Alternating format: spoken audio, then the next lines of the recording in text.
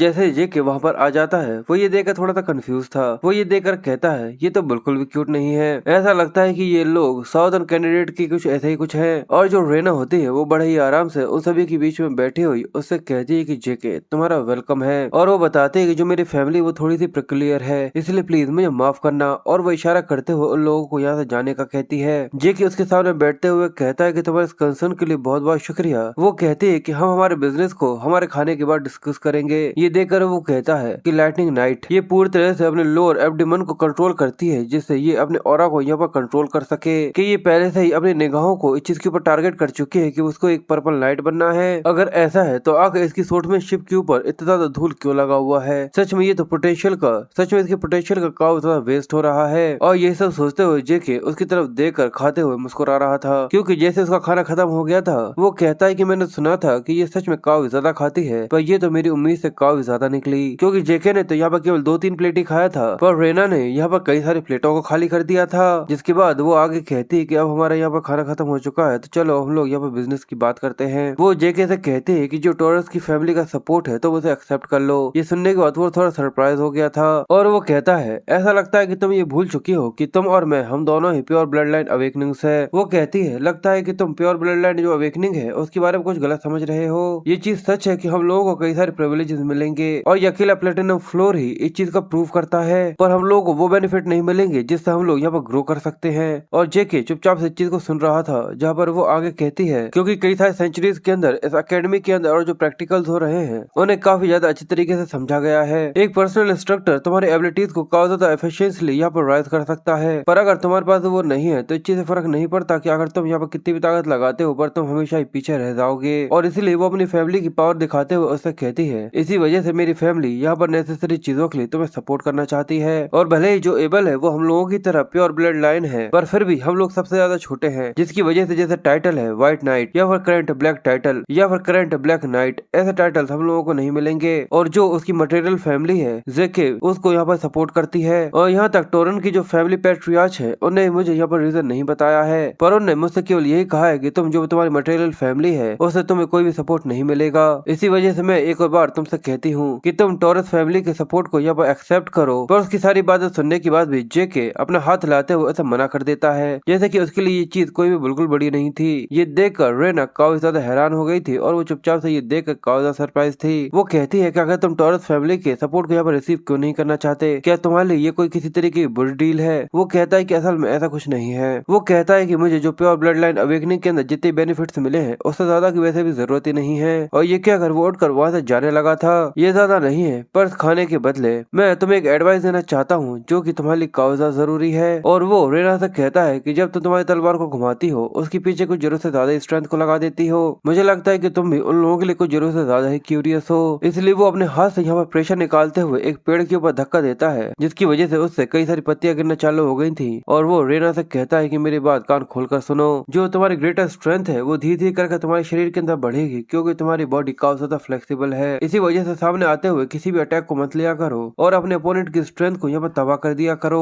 पर जो सबसे ज्यादा फ्रस्ट्रेट तुम्हें जो करता है वो जो तुम्हारा अपोनेंट है वो तुम्हें ऊपर साइड से अटैक करता है, पर फिर तुम उसके ऊपर केवल एक ही अटैक किया करो जो कि काफी ज्यादा डिलेड स्ट्राइक हो। अगर तुम ऐसा कर पाती हो तो तुम काफी ज्यादा तेजी से बढ़ोगी। और जिस तरीके से वो उन पत्तियों को अपने आसपास घुमाया जा रहा था, रेना ये देखकर काफी हैरान थी और उसकी आंखें फटी की फटी रह गई थी। और वो आगे कहता है कि अभी तुम जितनी ताकतवर हो, अगर तुम मेरे एडवाइस को मानती हो तो तुम और भी ज्यादा ताकतवर बन जाओगी। और ये कहकर वो वहाँ से जाते हुए कहता है कि तुम्हारे खाने के लिए बहुत बहुत शुक्रिया। पर रेना ये देखकर अपना हाथ पटकते हुए रह जाती है और वो कहती है कि जो टॉरस फैमिली है वो केवल अपनी स्ट्रेंथ के लिए ही जानी जाती है, इसलिए मैं तो सिंपली अपनी फैमिली की ट्रेडिशन को यहाँ पर फॉलो कर रही थी। ऐसा नहीं है कि मैं दूसरे लोगों की वजह से काफी ज्यादा क्यूरियस नहीं हूँ। पर नहीं, उसने बिल्कुल सही कहा। और वो अपने मन में कई सारे लोगों को इमेजिन करते हुए कहती है क्योंकि ये सब इसी वजह से, क्योंकि मैं अपने लोगों की वजह से काफी ज्यादा ऑब्वियस हो गई थी। मैं इस चीज के लिए काफी ज्यादा ऑब्सेस्ड थी कि मैं उन लोगों के अंदर फिट हो सकूं जो कि टॉरस के नाम के अंदर आते हैं। और यही एक चीज है जो कि ना चाहकर भी मेरी तलवार के ऊपर यहाँ पर प्रोजेक्ट होती है। एज अ रिजल्ट ऐसा लगता है जैसे कि वो मेरे अंदर से आर पार देख पा रहा था। और वो एक पत्ते को उठाते हुए कहती है कि जब मैं काफी छोटी थी तो सभी लोग मुझे जीनियस प्रेज किया करते थे और ऐसा कोई भी नहीं था जो कि मुझे सच में किसी तरीके की कोई एडवाइस देता हो। पर वो जेके की तरफ सोचते हुए कहती है कि आखिर असल में तुम हो कौन। और वो उस पत्ते को देखती है जो कि 2 टुकड़ों में कटकर वहाँ पर गिर गई थी। जिसके बाद हम जेके को दिखाते हैं जो कि वहीं पर गैलरी में घूम रहा था और वो अपने आप को स्ट्रेच करते हुए कहता है कि मेरी जितनी भी क्लास स्किल्स थे वो सभी चेंज हो गए हैं और उनकी परफॉर्मेंस पहले से काफी ज्यादा इंसेन हो गई है, पर आखिर मैं अभी तक पूरी तरह से ठीक कैसे हूँ। मैं पूरी रात वहाँ पर ट्रेनिंग करता रहा और ये सब उसकी क्लास स्किल इन्फिनिट स्टेमिना की वजह से हो रहा था। और आसपास देखते हुए वो कहता है कि मेरी पास लाइफ में मुझे ऐसा लगता था कि जैसे ये जगह भी अपने आप में ही एक नर्क की तरह है, पर अब क्योंकि मैं एक प्योर ब्लड लाइन अवेकनर बन चुका हूँ, ये जगह मेरे लिए एक स्वर्ग की तरह है। सच में पैसा और ताकत सारी चीजें नहीं होती, पर सच में यहाँ पे कुछ ऐसा भी नहीं है जो कि मुझे काफी ज्यादा पसंद ना हो। और यही सब सोचते हुए वो सीढ़ियाँ चढ़ रहा था और वहीं पर उसके पीछे से कुछ लोग थे जो कि उसको देखकर बात कर रहे थे। और तभी वो जैसे उसको आवाज देते हैं तो जेके पीछे मुड़कर देखता है और वो लड़का उसकी तरफ आते हुए कहता है, तो अच्छा क्या तुम भी स्पेशल क्लास का एक हिस्सा हो? जेके कहता है ये तो ओवन है, और वो ओवन के बारे में थोड़ा डिटेल में बताता है कि जो जीमिन फैमिली है उसका वो तीसरा लड़का है जो कि 3 ग्रेट फैमिलीज में से एक है। और जो जीमिन्स की स्पेशलिटी होती है स्कैम करना, ये दूसरे लोगों का इस्तेमाल करते हुए मुझे बुली किया करता था, जिसके बाद वो खुद की इमेज को मेंटेन रखने के लिए मेरे पास आकर मुझे कंसर्न किया करता था। ओवन उसके पास आकर कहता है कि पिछली रात मैंने तुम्हें खाने के लिए बुलाया था पर तुमने रिप्लाई नहीं दिया, क्या तुम्हें जो इन्विटेशन लेटर था वो मिला नहीं था? और यही सब सोचते हुए जेके कहता है कि आखिर ये अचानक कितने ज्यादा एक्टिंग क्यों कर रहा है? और वो याद करते हुए कहता है कि हाँ, मेरे डेस्क पर एक पड़ा तो हुआ था।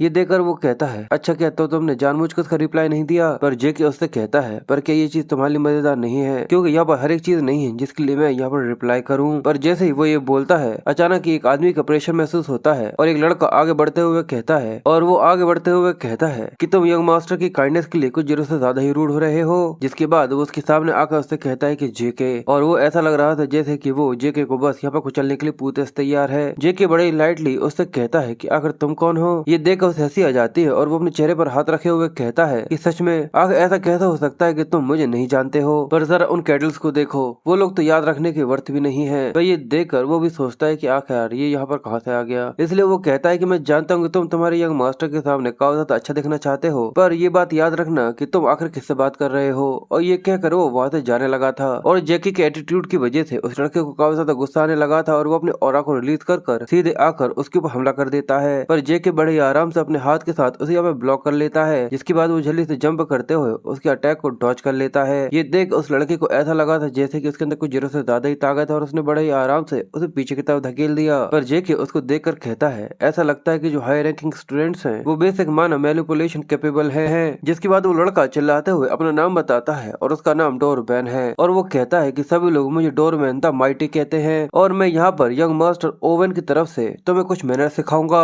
ये देखकर जेके को हंसी आ जाती है जिसमें वो काफी ज्यादा क्रीपी सा लग रहा था। वो कहता है कि डोरबैन द माइटी यानी कि अच्छे कैडेट जो कि एक नाइट तक नहीं है वो अपने आप को माइटी भी कह सकता है। और ये कहकर वो तेजी से जंप कर उसकी काफी ज्यादा करीब आ जाता है और अपनी एनर्जी को रिलीज करते हुए उसके पेट पर एक जोरदार मुक्का बनाकर कहता है कि सच में ये किस तरीके का मजाक है। और जैसे ये पंच उस लड़के को पड़ता है अचानक ही उसके मुंह और नाक से खून आना चालू हो गया था और वो बिल्कुल बुलेट की स्पीड में सीधे तेजी से जाता है और जाकर सीधे जमीन में धंस जाता है और पूरे में धुआं धुआं हो गया था और वो लड़का बेहोश हो गया था। और जेके उन लोगों से कहता है, तो बताओ आखिर डोरबैन द माइटी के बाद आखिर ऐसा कौन है जो कि यहाँ पर अगला आना चाहता है? और वो आगे कहता है कि जल्दी करो और यंग मास्टर ओवन जल्दी से चुनो। और ये कहते हुए वो काफी ज्यादा खतरनाक लग रहा था और ओवन उसके सामने बड़े सीधे साधे सामने से खड़ा हुआ था। जिसके बाद वो चुपचाप से उसके साइड में से जाने चालू कर देता है और कहता है, सच में ऐसा लगता है कि तुम अपने ग्लव को कुछ जरूरत से ज्यादा ही पसंद करते हो जेके। और ये कहकर वो बड़े ही आराम से उसके साइड में से निकल गया था। जेके उसको देखते हुए कहता है कि आखिर ये क्या मजाक था। जिसके बाद वो हमें बताता है कि जो डार्कर एकेडमी है उसके अंदर सबसे ज्यादा 2 क्लासेस को स्प्लिट किया गया है। एक जो नॉर्मल क्लासेस है वो लोगों के लिए जहाँ पर उनको सिखाया जाता है जिनके अंदर टैलेंट्स की थोड़ी सी कमी है, इसी वजह से वो काफी ज्यादा एफर्ट देते हुए उसको ओवरकम करवाने की कोशिश करते हैं और वो वहाँ पे काफी ज्यादा स्ट्रिक्ट रेजिमेंट फॉलो करते हैं जहाँ पर सुबह से लेकर आधी रात तक वो उनको एक्सरसाइज करवाते हैं। और दूसरी स्पेशल क्लासेस होती हैं जहाँ पर तुम अपने खुद के सब्जेक्ट को चुन सकते हो फ्रीली, जो बेसिक सब्जेक्ट है उन सब के अलावा भी। यहाँ पर भले ही अकेडमी के अंदर भले ये कोई एक ऐसी जगह क्यों ना हो जहाँ पर सबसे ज्यादा ग्रेटेस्ट एलिट्स आते हो स्पेशल क्लास के लिए। जिसके बाद वो वही क्लास में बैठे हुए कहता है कि इसी वजह से मेरे यहाँ पर उनसे कुछ उम्मीदें थी और यहाँ पर जितने भी लोग हैं वो सभी केवल बड़ी फैमिली के कैडेट्स हैं और जो ये क्लास है वो बस एक कैंडिडेट क्लास है। और वहाँ पर सभी लोग जो बात कर रहे थे टीचर चिल्लाते हुए कहता है कि चुप हो जाओ। स्पेशल क्लास के जितने फ्रेशमैन है उन सभी को इंकरेज करने के लिए मैंने यहाँ पे एक स्पेशल इंसान को बुलाया है। वो केवल आज से 12 साल पहले ईस्टर्न एम्पायर के बीच में जब लड़ाई चल रही थी वो कमांडर इन चीफ ही नहीं थे, पर वो एक हीरो भी है जिनने एम्पायर के इन्वेशन को वहाँ पर रोका था ज्यादा रिसोर्सेज न होने के बाद भी, वो भी अकेले। प्लीज सभी लोग इनका स्वागत कीजिए, कमांडर इन चीफ, इनका नाम डैन है। डीन वहाँ पर आते ही सभी लोगों से कहते आप लोगों से मिलकर सच में काफी ज्यादा अच्छा लगा। और हमें इसके बारे में बताया जाता है कि इसका नाम होवर्ड है और ये इस अकेडमी का डीन है। फिर हमें इसके पास्ट के बारे में बताया जाता है कि ये एक वॉर हीरो है और वो सब एज ए हीरो वर्शिप करते हैं एज अ सेलेस्टियल जीनियस। पर असल में सच्चाई तो ये है कि इसने अपने दुश्मनों को इन्फॉर्मेशन लीक कर दी थी जिससे ये खुद वापस सर्वाइव कर सके, और यही सब हुआ था जिस वजह से इसने अपने दुश्मनों को क्योटिक में डाल दिया था। असल में देखा जाए तो ये बस एक धोखेबाज है जो कि बस थोड़ा सा लकी था। ये तो बस एक चूहा है ना कि कोई हीरो। और ये सब सोचते हुए जेके वहाँ पर मुंह बना लेता है और यही वो मेन कमीना है जिसने मुझे अकेडमी से बाहर निकलवा दिया था। और इसकी वजह से ही मैंने वो लौती जगह जहाँ पर मैं रह सकता था पूरे के पूरे डचमैन में, और इसकी वजह से मैंने वो जगह भी खो दी थी जहाँ पर मैं थोड़ा सा बिलोंग करता था पूरे के पूरे ट्रॉय के अंदर, वो भी इसकी वजह से मैंने खो दी थी। उसके बाद अचानक ही न जाने कहां से मुझे शेयर ट्रेडर्स ने पकड़ लिया जिनने मुझे नॉर्थ में जाकर बेच दिया था। इसी वजह से मैं इस चीज को मेक श्योर जरूर करूंगा कि मैं इससे इसका बदला जरूर लूं। और इसी के बारे में सोचते हुए हॉवर्ड को देखकर उसे बहुत ज्यादा घिन आ रही थी। अब डीन के वहां से चले जाने के बाद पेन उन लोगों से कहता है कि मुझे तुम सभी के ऊपर यकीन है कि जितने भी डीन के शब्द थे वो सभी तुम्हारे दिल के अंदर उतरे होंगे। तो चलो अब हमारी बेसिक क्लासेस को यहाँ पर चालू करते हैं। इसलिए जल्दी से अपनी तलवारें लेकर एरिना की तरफ पहुंचो। जिसके बाद वो सभी उठकर स्पेशल क्लास आउटडोर एरिना के अंदर आ जाते हैं जहाँ पे काफी ज्यादा बड़ा एरिना बना हुआ था और उनके सामने एक नया इंस्ट्रक्टर था और सभी लोग लाइन बनाकर खड़े हुए थे। जेके वहाँ पर खड़ा हुआ बोर हो रहा था जो कि कहता है कि आखिर इसके बारे में ऐसा कौन ने सोचा था कि स्पेशल क्लासेस के अंदर डीमन स्लेइंग की जो बेसिक्स होते हैं उनको भी सिखाया जाता होगा। मेरी पास्ट लाइफ के अंदर इसी वजह से ये सब हुआ था क्योंकि मैं अपने ऑरा को इस्तेमाल नहीं कर पाता था। मुझे वो सब सीखने में 2 साल लग गए थे जहाँ पर किसी और इंसान को सीखने में वो केवल 3 महीने लगते हैं। और इसी सब के बारे में वो सोचकर हंसते हुए कहता है कि प्लीज मेरे ऊपर नरमी बरतना। जिसके बाद वो टीचर अपने बारे में इंट्रोड्यूस करते हुए बताता है कि तुम सभी का यहाँ पर स्वागत है, मेरा नाम एंड्रे है और जितने भी डीमन स्लेयर्स की बेसिक्स है मैं तुम सभी को वो सिखाऊंगा। और एंड्रे जो कि एक रोज नाइट है पर वो नया नया था, इसी वजह से सभी लोग उसके बारे में बात करना चालू कर देते हैं। आखिर ये कौन है, ये तो इतना ज्यादा यंग है, पर ये तो फॉर्मल डार्क यूनिफॉर्म है। फिर जेके एंड्रे के बारे में बताता है कि वो एक रोज नाइट है, वो प्योर ब्लड लाइन अवेकनिंग से बिल्कुल भी डेस्परेट नहीं था, इसी वजह से वो एकेडमी से काफी जल्दी ग्रेजुएट हो गया और साथ ही वो वेलहला से भी ग्रेजुएट हो गया था एक इंस्ट्रक्टर के तौर पर। इसी वजह से पूरी पूरी कंट्री के अंदर उसे डार्कर फैमिली के अंदर एक काफी ज्यादा बड़ा जीनियस कहा जाता है। पर फिर भी जो स्पेशल क्लास टीचर होता है वो एक अलग ही लेवल पर होता है। ये काफी ज्यादा फेमस है इसकी काफी ज्यादा इनफ्लेक्सिबल पर्सनैलिटी के लिए। एंड्रे काफी गुस्से में उन लोगों से कहता है कि चुप हो जाओ, और वो देखने में काफी ज्यादा डरावना लग रहा था जिसकी वजह से सारे के सारे बच्चे अपनी जगह पर स्तब्ध हो जाते हैं। और वो कहता है कि अगर तुम लोगों की बातें हो गई हैं तो क्या मैं क्लास को चालू करूं? सभी लोग अपनी तलवारें निकाल लो। उसकी बात सुनकर सभी लोग अपने एक एक कर अपनी तलवारें निकाला चालू कर देते हैं और वहीं पर उसका ध्यान जेके के ऊपर जाता है जो कि अपनी तलवार उठा ही रहा था। ये देखकर वो कहता है कि कैडेट क्या तुम्हारी ये तलवार है? जेके ये देखकर थोड़ा कंफ्यूज हो गया था। जिसके बाद वो बड़ी फुर्ती के साथ अपनी तलवार को घुमाते हुए स्टाइल में वहाँ पर रख देता है। जिसके बाद वो एंड्रे से चलाते हुए कहता है कि जैसा कि आप देख सकते हैं मैं इस तलवार को यहाँ पर इस्तेमाल करने वाला हूँ। पर ये देखकर एंड्रे थोड़ी सी अजीब तरीके से उसको देखते हुए कहता है कि जल्दी से एरिना के अंदर आओ। जिसके बाद वो जेके से कहता है कि कैडेट क्या तुम्हें ये चीज फैक्ट पता नहीं है? क्या तुम इस फैक्ट के बारे में अवेयर नहीं हो कि तुम्हें ऐसी तलवार इस्तेमाल करनी चाहिए जो कि तुम्हारी बॉडी को सूट करती है? पर ये सुनकर वो एक लंबी सी सांस लेते हुए सोचता है कि मुझे पता ही था कि ऐसा कुछ होगा, इसी वजह से मैं बाहर आने के लिए पूरी तरह से तैयार था। जब मैंने अपनी तलवार को पोज लेकर खड़ा हुआ था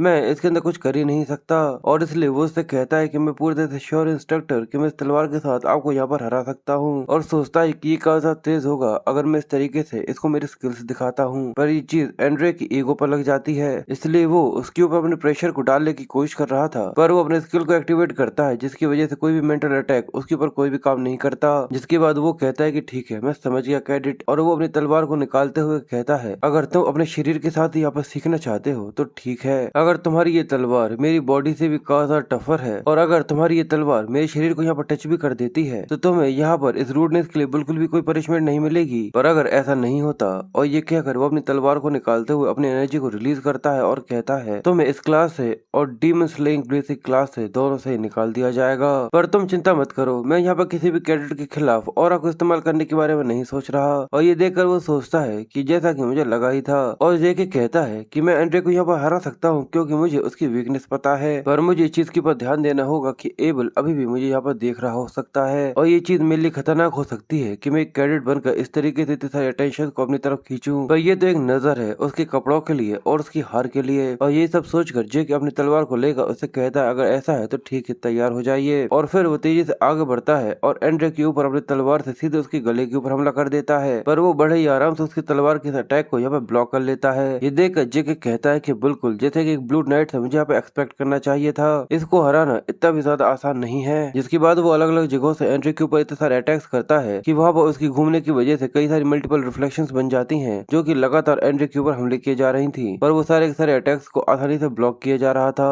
सभी लोग ये देख बहुत ज्यादा हैरान थे और वो कहते हैं सच में जो ऑफिशियल डार्क नाइट्स होते हैं वो एक अलग ही लेवल पर होते हैं, और ये यहाँ पर लगातार 30 मिनट से लगा हुआ है, पर फिर भी उनके कपड़ों के ऊपर एक खरोच तक नहीं देकर आ पाया। और दूसरी तरफ जेकी अभी भी अपनी तलवार के साथ उसके ऊपर अटैक किए जा रहा था, पर जो एंड्रे था और उसके यहाँ पर जो स्टेमिना था वो कम होने लगा था, जिसकी वजह से उसकी तलवार कपकपाना चालू हो गई थी। एंड्रे जेकी की तरफ देखते हुए कहता है क्या कहिए इसके इतना ज्यादा खतरनाक स्टेमिना का क्या राज है। अगर मैं यहाँ पर अपने ऑरा को सप्रेस करने की कोशिश भी करता हूँ तो मुझे ऐसा लगता है कि मैं सच में यहाँ पे इस कैडेट से हार जाऊंगा। सच में एक प्योर ब्लड लाइन की जो एग्जिस्टेंस होती है वो काफी ज्यादा अनफेयर है। और दूसरी तरफ जेके उसके ऊपर हमला करते हुए कहता है इसका ये कम सा स्टेमिना जैसा हमेशा हुआ करता था, और ये यहाँ पर अपने जो माना को सप्रेस करने की कोशिश कर रहा है वो इसके काम बिल्कुल भी नहीं आ रहा। और वो बताता है कि जो डार्कर्स की ऑरा कल्टीवेशन मेथड होती है वो उसकी पर्टिकुलरिटी की वजह से यहाँ पर जानी जाती है। तुम्हें अपने ऑरा को एक्टिवेट कर रखना होगा तुम्हारी ट्रेनिंग के समय पर, यहाँ तक तुम्हारे खाना खाते समय और डेली एक्शन के समय पर भी, यहाँ तक जब तुम खाना खाते हो या फिर सो जाते हो तब भी तुम्हें उसे एक्टिवेट कर रखना पड़ता है। तुम्हें उसे इस तरीके से प्रैक्टिस करना पड़ता है और उसे ऐसा मेंटेन कर रखना पड़ता है जैसे कि तुम सांसें ले रहे हो। और अगर मैं दूसरी भाषा में कहूँ तो एंड्रे असल में बस यहाँ पर अपनी सांस रोक खड़ा हुआ है। इसी वजह से इस तरीके की स्पोर्ट्समैनशिप उसके स्टेमिना को फ्यूचर में भी काफी ज्यादा खराब कर देती है। और ये सब वो सोच रहा था जब पर एंड्रे एक ही धक्के में उसे पीछे की तरफ धकेल देता है। और जेके कहता है कि जिस तरीके से वो यहाँ पर हार रहा है मुझे वो बिल्कुल भी सही नहीं लग रहा, पर ये चीज बिल्कुल भी कम नहीं आने वाली। और ये सोचकर वो फिर से तेजी से उसके ऊपर हमला करते हुए कहता है इसलिए मुझे यहाँ पर उसे फोर्स करना होगा जिससे वो अपने ऑरा को इस्तेमाल कर सके। और वो कहता है कि इस तरीके की सिचुएशंस को बनाना काफी ज्यादा आसान होता है अगर उसको बेकार तरीके से हैंडल करने की कोशिश की जाए, पर मैं इसको इस तरीके से बनाऊंगा जैसे कि वो ना चाहकर भी अपने ऑरा को इस्तेमाल करने पर मजबूर हो जाए। अगर मैं दूसरी भाषा में कहूँ तो मैं उसे काफी ज्यादा एक्सट्रीम सिचुएशन के अंदर लाकर डाल दूंगा। और यही सोचते हुए जेकी अभी दूर आकर खड़ा हो गया था, जिसके बाद वो जिगजैग करते हुए काफी ज्यादा तेजी से आगे बढ़ता है। ये देख एंड्रे बहुत बुरी तरीके से घबराते हुए कहता है क्या ये क्या है, और वो यहाँ पर अपने स्विफ्ट स्टेप का इस्तेमाल करता है और तेजी से जेके के आसपास पूरे में घूमना चालू कर देता है, जो देखकर उसको यहाँ पर उसकी स्पीड समझ में नहीं आ रही थी। वो कहता है कि ऐसा नहीं हो सकता, और तभी जेके अपने ऑरा का इस्तेमाल करते हुए क्रिटिकल स्ट्राइक नाम के अपने स्किल को एक्टिवेट करता है, जिसमें वो काफी ज्यादा भयानक लग रहा था। एंड्रे इसकी वजह से बहुत बुरी तरीके से डर गया था और वो कहता है कि आखिर कैडेट स्विफ्ट स्टेप्स को किस तरीके से जान सकता है, पर तभी उसे महसूस होता है कि जेके उसके पीछे है और अचानक ही उसकी तलवार उसकी तरफ आ रही थी। ये देखकर वो बहुत बुरी तरीके से घबराकर गलती से अपने ऑरा को इस्तेमाल कर लेता है और तेजी से पीछे की तरफ घूम जाता है, जिसके बाद वो अपनी तलवारों के ऊपर अपने दोनों हाथों को रखकर डीमन स्लेइंग आर्ट का इस्तेमाल करता है। Chapter 1 the first various sky slash. और ये कहकर उसने यहाँ पर जानबूझकर ऑरा का इस्तेमाल कर लिया था, और ये करते हुए वो काफी ज्यादा भयानक लग रहा था। जेके इस चीज को महसूस कर चुका था और वो जल्दी से उसके अटैक को ब्लॉक करने के लिए तैयार था, क्योंकि वो चाहकर भी डॉज करने के लिए यहाँ पर दूर नहीं भाग सकता था। और जैसे ये अटैक होता है तो इसका इम्पैक्ट काफी ज्यादा भयानक था और काफी ज्यादा खतरनाक भी, जिसकी वजह से जेके सरकते हुए बहुत दूर जाकर एनिना के कोने में आकर खड़ा हो गया था। पर जैसे तैसे कर वो यहाँ पर बच गया था और सभी लोग ये देखकर काफी हैरान थे। कुछ लोग ये देखकर खुश थे और रेना यहाँ पर थोड़ी सी उदास थी। और हमें देखता है कि जो उसकी तलवार थी उसके ऊपर एक काफी ज्यादा बड़ी सी खरोच आ गई थी। वो कहता है कि शिट, सच में इसने काफी ज्यादा दर्द दिया, और पता चलता है कि उसकी हालत बहुत बुरी तरीके से खराब हो चुकी थी और उसने अपनी झल्ली से स्किल हीलिंग फैक्ट्री को यहाँ पर चालू कर लिया था। पर वो कहता है कि अब समय आ गया है कि मुझे यहाँ पर बेहोश हो जाना चाहिए, और वो जानबूझकर अपनी तलवार को वहीं पर गिराकर वहीं के वहीं गिर जाता है और बेहोश हो जाता है। एंड्रे भी देखकर काफी ज्यादा हैरान था, जिसके बाद वो अपनी तलवार रखता है, पर वो यहाँ पे कुछ भी नहीं कह पाता। पर उसे भी ये पता था कि आखिर उसने यहाँ पे क्या कर दिया। जिसके बाद वहाँ पर बाकी लोग आते हैं और वहाँ पर जेके को उठाकर लेकर जाने लगते हैं, पर एंड्रे उन लोगों से कह देता है कि इस कैडेट को इस क्लास को अटेंड करने की बिल्कुल भी कोई भी जरूरत नहीं है। और साथ ही वो उन लोगों से भी कहता है कि यहाँ पर कोई और भी है जो कि इस तरीके से यहाँ पर मुझसे लड़ना चाहता हो, पर किसी की हिम्मत ही नहीं थी। सभी लोग ये देखकर वैसे ही बहुत बुरी तरीके से डर गए थे, और उसके अंदर से जो गुस्सा निकल रहा था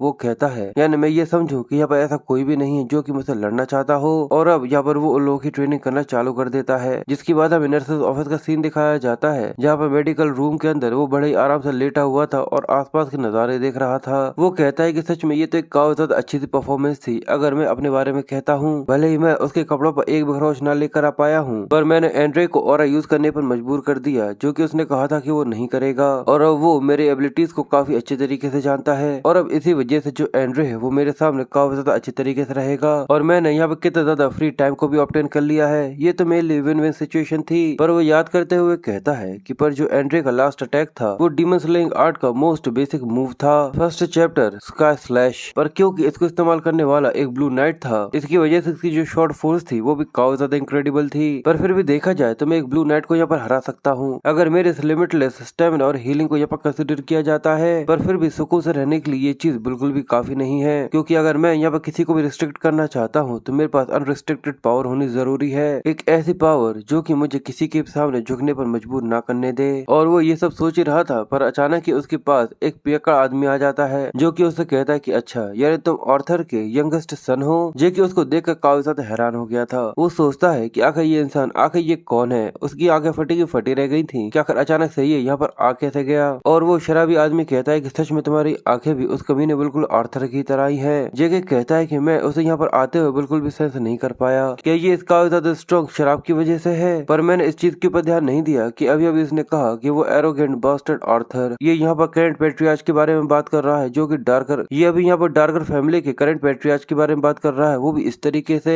जेके उसे पूछता है कि आखिर तुम कौन हो। पर वो कहता है कि थोड़ी देर पहले तुम कैसे थे बच्चे। वो सोचता है कि सच में ये जैसा चाहे यहाँ पर बिल्कुल वैसे एक्ट कर सकता है। पर जेके थोड़ा सा कंफ्यूज होते हुए कहता है कि आखिर तुम्हारे ऐसा सा मतलब क्या है। वो कहता है कि थोड़े समय पहले तुम्हारी आंखों से खून आ रहा था, तुम्हारे मुंह से खून निकल रहा था, जितनी भी इंजरीज थी जो कि थोड़ी देर पहले तुम्हें लगी हुई थी वो पूरे घाव जो कि तुम्हारे शरीर को छेद रहे थे, आखिर तुम इतनी ज्यादा तेजी से यहाँ पर हील कैसे हो सकते हो। और ये कहकर उसकी आंखें यहाँ पर उससे कई सारे सवाल कर रही थी। जेके ये देख कर थोड़ा सा कंफ्यूज और थोड़ा सा घबराने लगा था। वो कहता है लगता है कि इसको मेरी हीलिंग फैक्टर के बारे में पता चल चुका है। पर वो अपने आप को संभालते हुए कहता है कि नहीं, मैं इसकी बातों में यहाँ पर बिल्कुल भी नहीं फंसने वाला। यहाँ पर ऐसा कोई भी नहीं है जो कि इस अकेडमी के अंदर हीलिंग के बारे में जानता हो। इसलिए वो उसे नॉर्मल तरीके से ही बोलता है कि मुझे समझ में नहीं आ रहा कि आखिर तुम यहाँ पर क्या बात कर रहे हो। वो आदमी कहता है कि अच्छा यार तुम यहाँ पर इसी तरीके से एक्टिंग करने वाले हो। और अचानक ही वो अपने हाथ से सीधे उसके ऊपर अटैक कर देता है। ये देखकर जेके बहुत बुरी तरीके से घबराते हुए जल्दी से उसके अटैक को यहाँ पर डॉज करने के लिए नीचे झुक जाता है, जिसकी वजह से उसके तकिए के दो टुकड़े हो गए थे और जेके जल्दी से झुककर यहाँ पर बच गया था।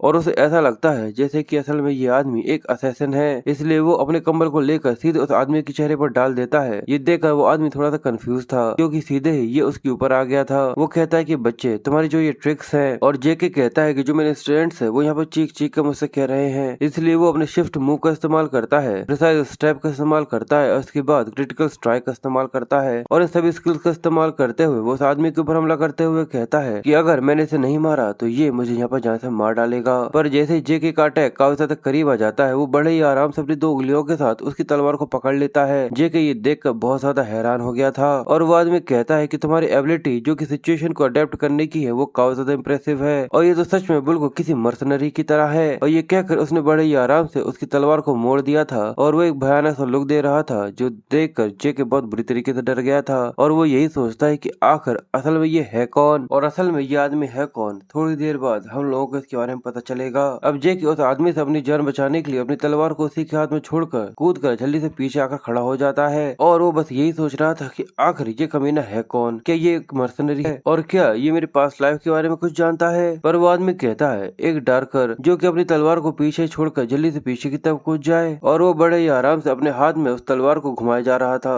जिसके बाद वो उसे ऊपर की तरफ फेंक कर जेके की तरफ सरका देता है और कहता है मुझे ऐसा लगता है कि तुम एक नाइट से ज्यादा मर्सनरी बनना सूट करते हो। और ये सुनकर वो कहता है तो क्या इसका ये मतलब था, मैंने अपने मास्टर के अलावा ऐसा कभी भी महसूस नहीं किया था और शायद ये मेरी उस लड़ाई की वजह से है जो कि थोड़ी देर पहले मैंने करी थी। और अगर देखा जाए तो जो हम दोनों की एबिलिटीज है उनके अंदर एक काफी ज्यादा बड़ा सा गैप है। अगर ये काफी ज्यादा आसानी से चाहे तो मुझे यहाँ पर मार सकता है, कम से कम ये एक रेड नाइट तो होगा ही। और वो आदमी कहता है कि ये तो एक क्लेमोर है जो कि केवल एक सपोर्ट के लिए आती है, और जितने तुम टैलेंटेड हो आखिर तुम एक ऐसे हथियार के साथ क्या कर रहे हो। और वो कहता है कि नहीं, ये उससे भी और भी ज्यादा ताकतवर है। पर तभी उसे पीछे से गेट खुलने की आवाज आती है और वो जैसे पीछे की तरफ घूमकर देखता है तो वहाँ से एक लड़का आता है जो कि उसे कहता है तो अच्छा तुम यहाँ पर हो। ये देखकर वो थोड़ा सा कंफ्यूज था और वो कहता है क्या एंड्रे, आखिर ये यहाँ पर क्या कर रहा है। और वो गार्डन कीपर को देखकर कहता है कि आखिर आप यहाँ क्या कर रहे हैं। जो कि कंफ्यूज था और वो कहता है क्या ये गार्डन कीपर है। वो एंड्रे से कहता है कि आखिर तुम्हें कैसे पता कि मैं यहाँ पर हूँ, तुम एक गोद जैसे कमीने कहीं के। वो कहता है कि पहले मैं आपके ट्रेनिंग रूम के अंदर गया था। वो कहता है कि अब इस तरीके से मुझे अनाउंस करना बंद करो यार। जिसके बाद वो थोड़े से गुस्से के साथ जेके से कहता है अगर तुम्हारा ट्रीटमेंट यहाँ पर हो गया है तो तुम यहाँ से जा सकते हो क्रेडिट। वो कहता है कि ठीक है, अच्छा है। और जैसे वो वहाँ से निकलने लगता है पर तभी वो आदमी उसको रोक देता है और कहता है कि रुक जाओ, अगर तुम्हारे पास समय है तो क्यों ना तुम अकेडमी के वेस्टर्न ग्रीन हाउस के अंदर मेरे साथ चलो, मैं तुम्हें वहाँ पे कुछ अच्छी अच्छी चीजें सिखाऊंगा। और ये बोलकर वो दोनों ही थोड़े से कंफ्यूज हो जाते हैं और जेके वहाँ से जाते हुए कहता है कि आपका बहुत बहुत शुक्रिया। पर ये देख उस आदमी को बहुत ज्यादा गुस्सा आता है और कहता है कि आखिर तुम अपने मुंह को लेकर कहाँ जा रहे हो, तुम्हारी पर्सनैलिटी भी उस कमीने ऑर्थर की तरह बिल्कुल एक जैसी ही है। और ये कहते कहते जेके गेट को लगा लेता है, पर जेके कहता है कि गार्डियन कीपर वो क्या मुझे यहाँ पर बेवकूफ बनाने की कोशिश कर रहा है, अगर उसके पास कोई ऐसी रैंक है जहाँ पर वो करंट पेट्रियार्च को आर्थर के नाम से बुला सकता है, वो भी इतने ज्यादा आसानी से, तो वो जरूर वही इंसान होगा जिसका केवल एक डिसाइपल था, वो है आर्थर, वो भी अपनी पूरी पूरी जिंदगी के अंदर। और उसका नाम ड्यूक डार्कर था, जो कि एक गिल नाइट है और वो उन ब्लैक नाइट्स में से एक था जिनके पास मिलिट्री फोर्स थी, जो कि अकेले ही पूरे पूरे किंगडम के खिलाफ भी जाकर लड़ सकता था। पर अचानक ही उसने बात करना बंद कर दिया और एक दिन बिना किसी को कुछ भी बताए वो गायब हो गया। पर लगता है कि उसने इस अकेडमी के अंदर थोड़ी सी अपनी जिंदगी को जीना अजीब तरीके से सीख ही लिया है और शायद ऐसा भी हो सकता है कि जो एंड्रे है वो इसी वजह से यहाँ पर आया हो। पर अगर जब तुम ड्यूक की बात करते हो तो तुम्हारा मतलब उस इंसान से होता है जो कि काफी ज्यादा खतरनाक तरीके से लड़ सकता है। और इसके अलावा उसके बारे में ये भी रूमर्स फैले हुए हैं कि उसने एक ब्लैक नाइट के स्टेटस को भी ऑब्टेन किया हुआ है और ये सब इसी वजह से क्योंकि उसको काला कलर पसंद है। पर ऐसा लगता है कि वो बस एक झूठी सी अफवाह है। मैंने बिल्कुल सही कहा ना। पर अभी ड्यूक ने मेरे सामने ये शो किया है कि उसे मेरे अंदर काफी ज्यादा इंटरेस्ट है, पर केवल उसकी थोड़े से इंटरेस्ट की वजह से मैं उसे सीखने के लिए चला जाऊँ, ये ऐसी कोई चीज नहीं है जिसके अंदर मुझे इंटरेस्ट हो। पर अगर मैं उससे कुछ सीखता ही हूँ तो मैं उसके सीक्रेट मूव को जरूर सीखना चाहूंगा, इसलिए मैं उसके इंटरेस्ट को इंटेंसिटी के अंदर बदल दूंगा। और ये सब सोचते हुए वो वहाँ से बाहर निकल आया था और अपनी दूसरी क्लास के अंदर आ गया था।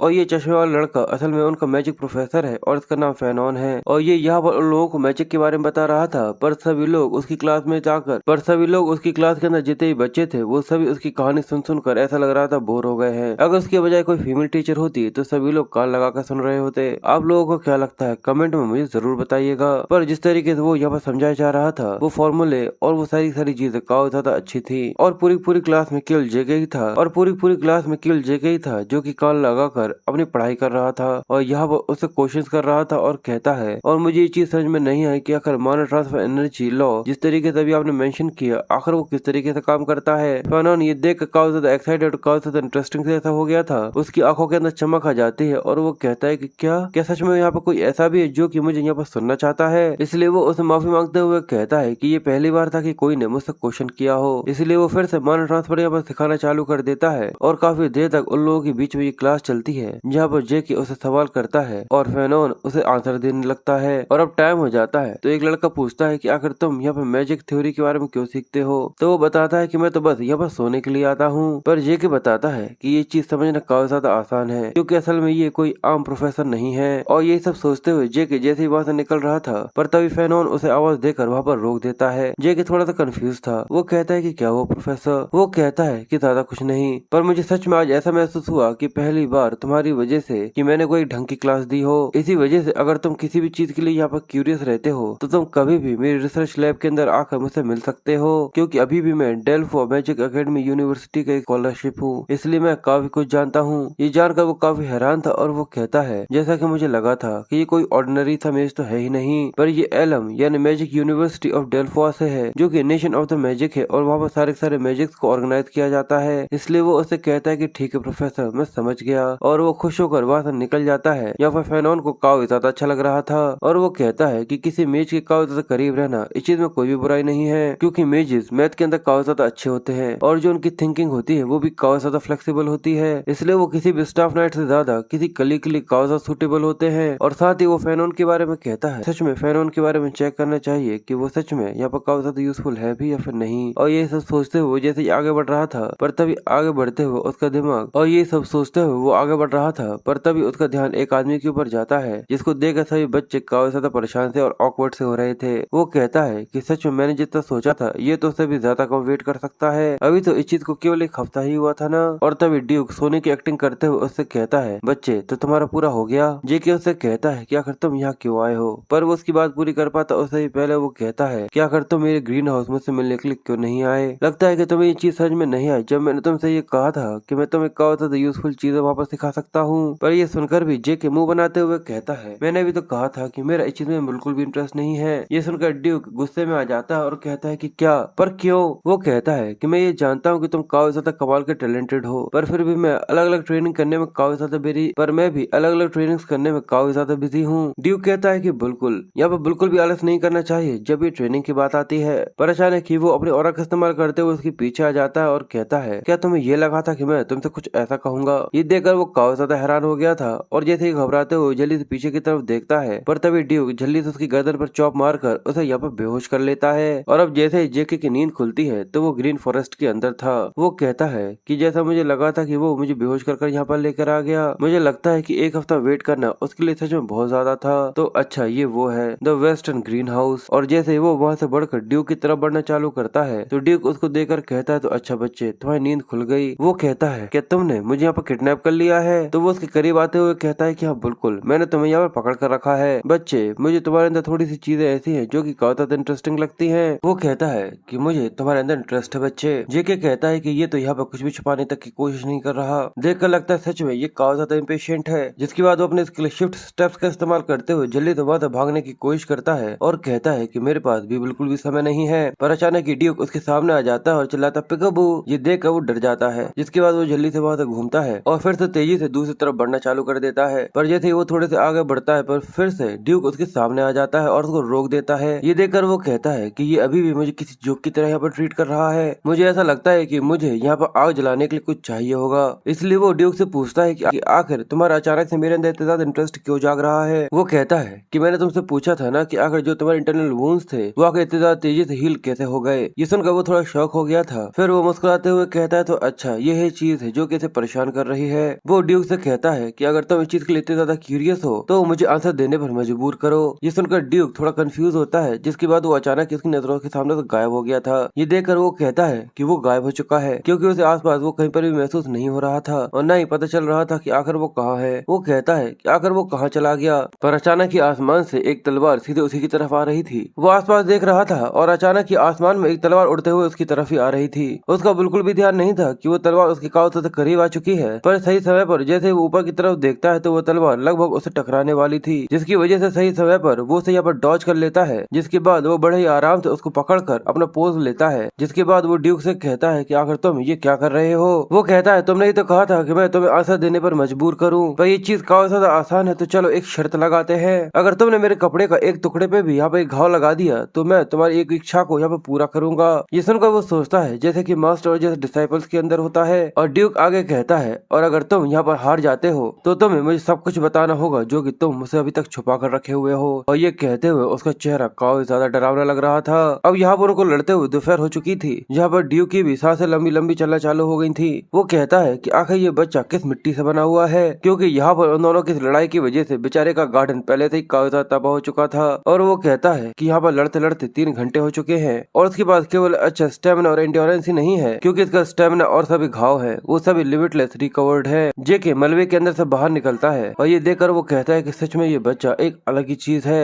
और जेके उसको देखते हुए अपने क्लास स्किल, हीलिंग फैक्टर और इन्फिनिटी स्टेमिना को एक्टिवेट कर देता है और सोचता है कि मैं यहाँ पर सारा दिन लगा रहूंगा, पर मैं इस शर्त को यहाँ पर बिल्कुल भी नहीं हारने वाला। पर तभी उसके दिमाग में माइट ऑफ द ड्रैगन के बारे में याद आता है, जो कि देखने पे काफी ज्यादा खतरनाक लग रहा था अगर उसको इस्तेमाल किया जाता। पर किसी ब्लैक नाइट के सामने उसको इस्तेमाल करना लगता है कि कोई भी दिक्कत नहीं होगी। इसलिए वो धीरे धीरे कर आगे बढ़ता है और अपने माइट ऑफ द ड्रैगन को एक्टिवेट करता है, जिसकी वजह से उसके अंदर से एक अलग तरीके का किलिंग इंटेंट निकल रहा था। और जिस तरीके से वो ड्यूक को देख रहा था वो देखकर वो भी थोड़ी देर के लिए हैरान हो गया था और कहता है कि इसकी ये घूरने का तरीका सच में काफी ज्यादा डरावना है। और फिर वो कहता है कि यस, और वो इस चीज को एंजॉय करने लगा था और कहता है कि हाँ बिल्कुल ऐसा ही तुम्हें होना चाहिए। और दूसरी तरफ जेके अपनी एनर्जी को रिलीज करते हुए जल्दी से शिफ्ट स्टेप्स का इस्तेमाल करते हुए काफी ज्यादा तेजी से उसकी तरफ आ गया था और वो घुमाकर अपनी तलवार को जैसे उसके ऊपर अटैक करता है, पर ड्यूक बड़े ही आराम से उसके सामने से हट गया था। वो कहता है कि ये बार बार एक ही जैसे अटैक कर रहा है, पर अगर उसको लीच बास्टर्ड और स्टोरस गर्ल यानी वो एंड्रे और रेना के बारे में बात कर रहा है, वो कहता है कि उनके सामने तो ये कुछ भी नहीं है, पर इसकी जो स्पिरिट है, इसकी स्पिरिट टैक्टिक्स को यहाँ पर कंप्रेस करती है और यही चीज तो मुझे काफी ज्यादा पसंद है। इसलिए वो सोचता है कि मुझे यहाँ पर थोड़े बहुत अपने ऑरा को इस्तेमाल करना चाहिए। पर तभी जेके अपने माइट ऑफ द ड्रैगन को जैसे ही एक्टिवेट करता है तो अचानक ही उसके दिमाग के अंदर एक डर बैठ जाता है, जैसे कि कोई डरावनी सी चीज है जो कि उसे घूर रही है, जिस वजह से वो उसकी तलवार को यहाँ पर रोकने की कोशिश कर रहा था, पर वो एक ही झटके में उसके टुकड़े टुकड़े कर देता है। और वो भी ये देख कर हैरान था और कहता है कि आखिर अभी अभी यहाँ पे ये क्या हुआ।